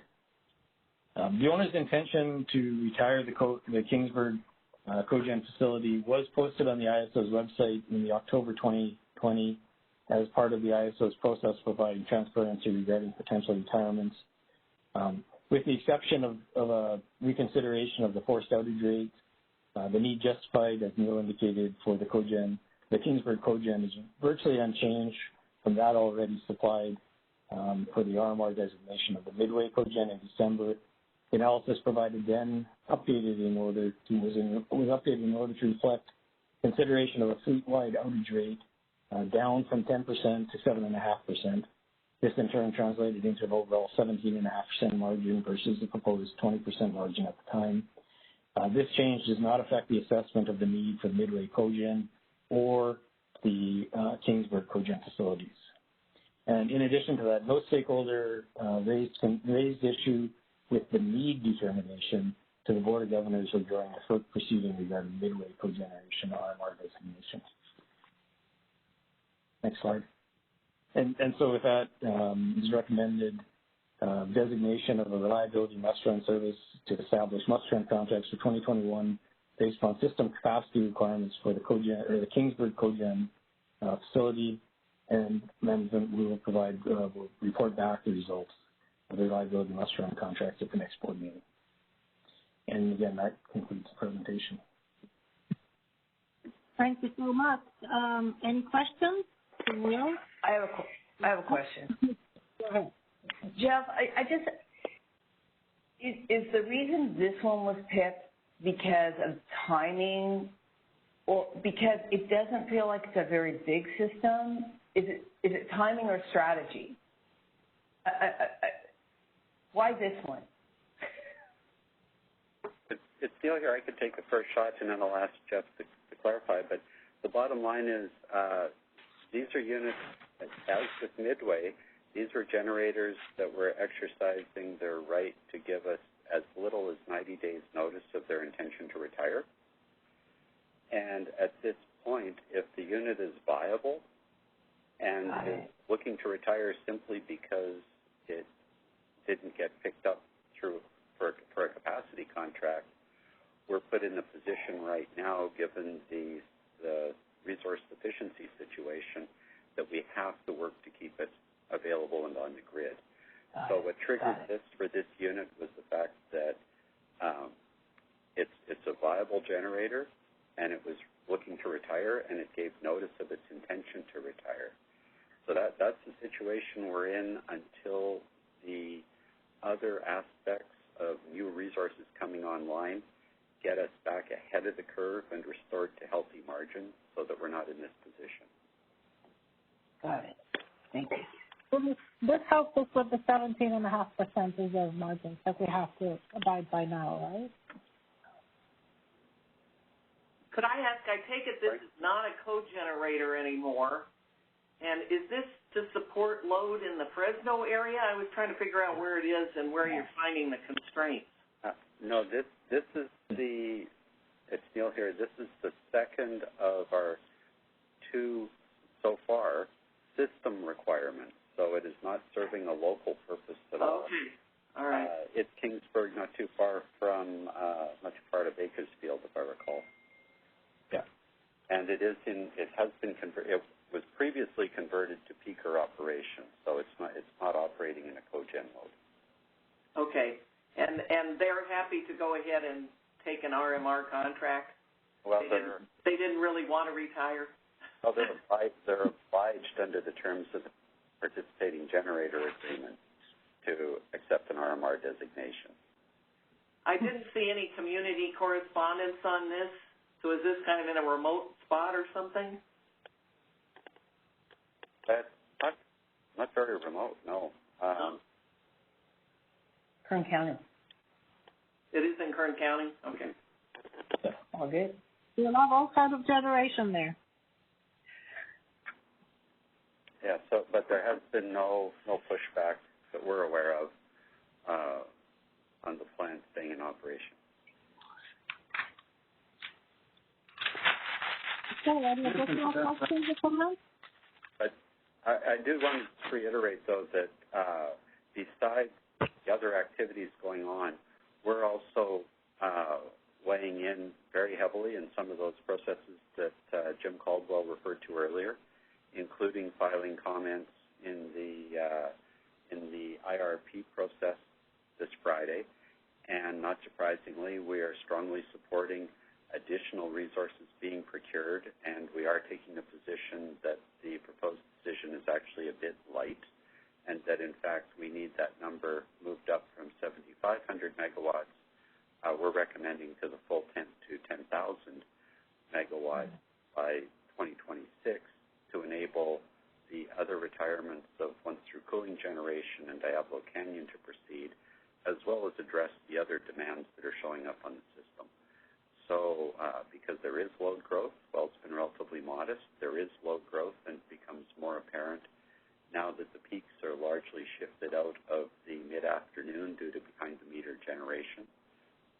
So putting it bluntly, we need more resources, and we're participating in those processes to encourage that outcome. Thank you, Neil. Any other comments from the room? This is Severin. I'm obviously going to support this, but I'm not blaming anyone, but a 34-megawatt plant as a system requirement is sort of mind-boggling to me. It really says a lot about how tight things are and how many balls must have gotten dropped at some point to get to this point that we're RMRing a 34-megawatt plant to meet 50,000 megawatt requirement. And we got to get out of this and not get back into it. Totally agree. Thank you. Yeah. Any additional comments? Okay, moving on to public comment at this time. Operator, do we have anybody in the queue? We don't currently have anyone in the queue, so I just want to remind people to press #2 on their telephone keypad to enter the question queue, and then just state your name, your position, and your question.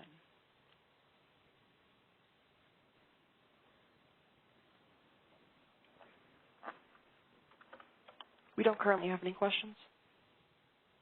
Okay, so moving on to Roger for the motion.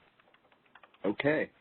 Thank you. Move that the ISO Board of Governors authorizes management to designate the Kingsburg Cogen Unit for Reliability Must-Run service contingent upon execution of a Reliability Must-Run contract with rates, terms, and conditions acceptable to management as described in the memorandum dated March 17, 2021. Do I have a motion, please?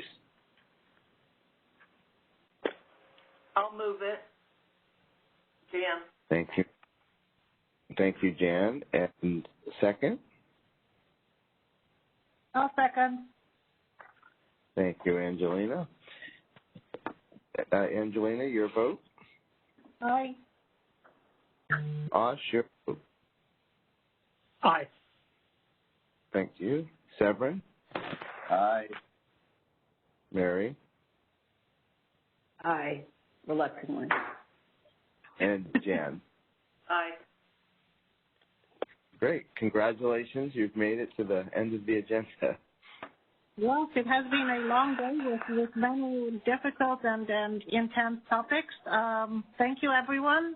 And we will reconvene tomorrow for executive session, assuming there are no questions on the informational reports from any of the board members at this time. Hearing none. Okay, apologies that the meeting went on a bit longer, but we did get through a very, very difficult and long agenda, so thank you again.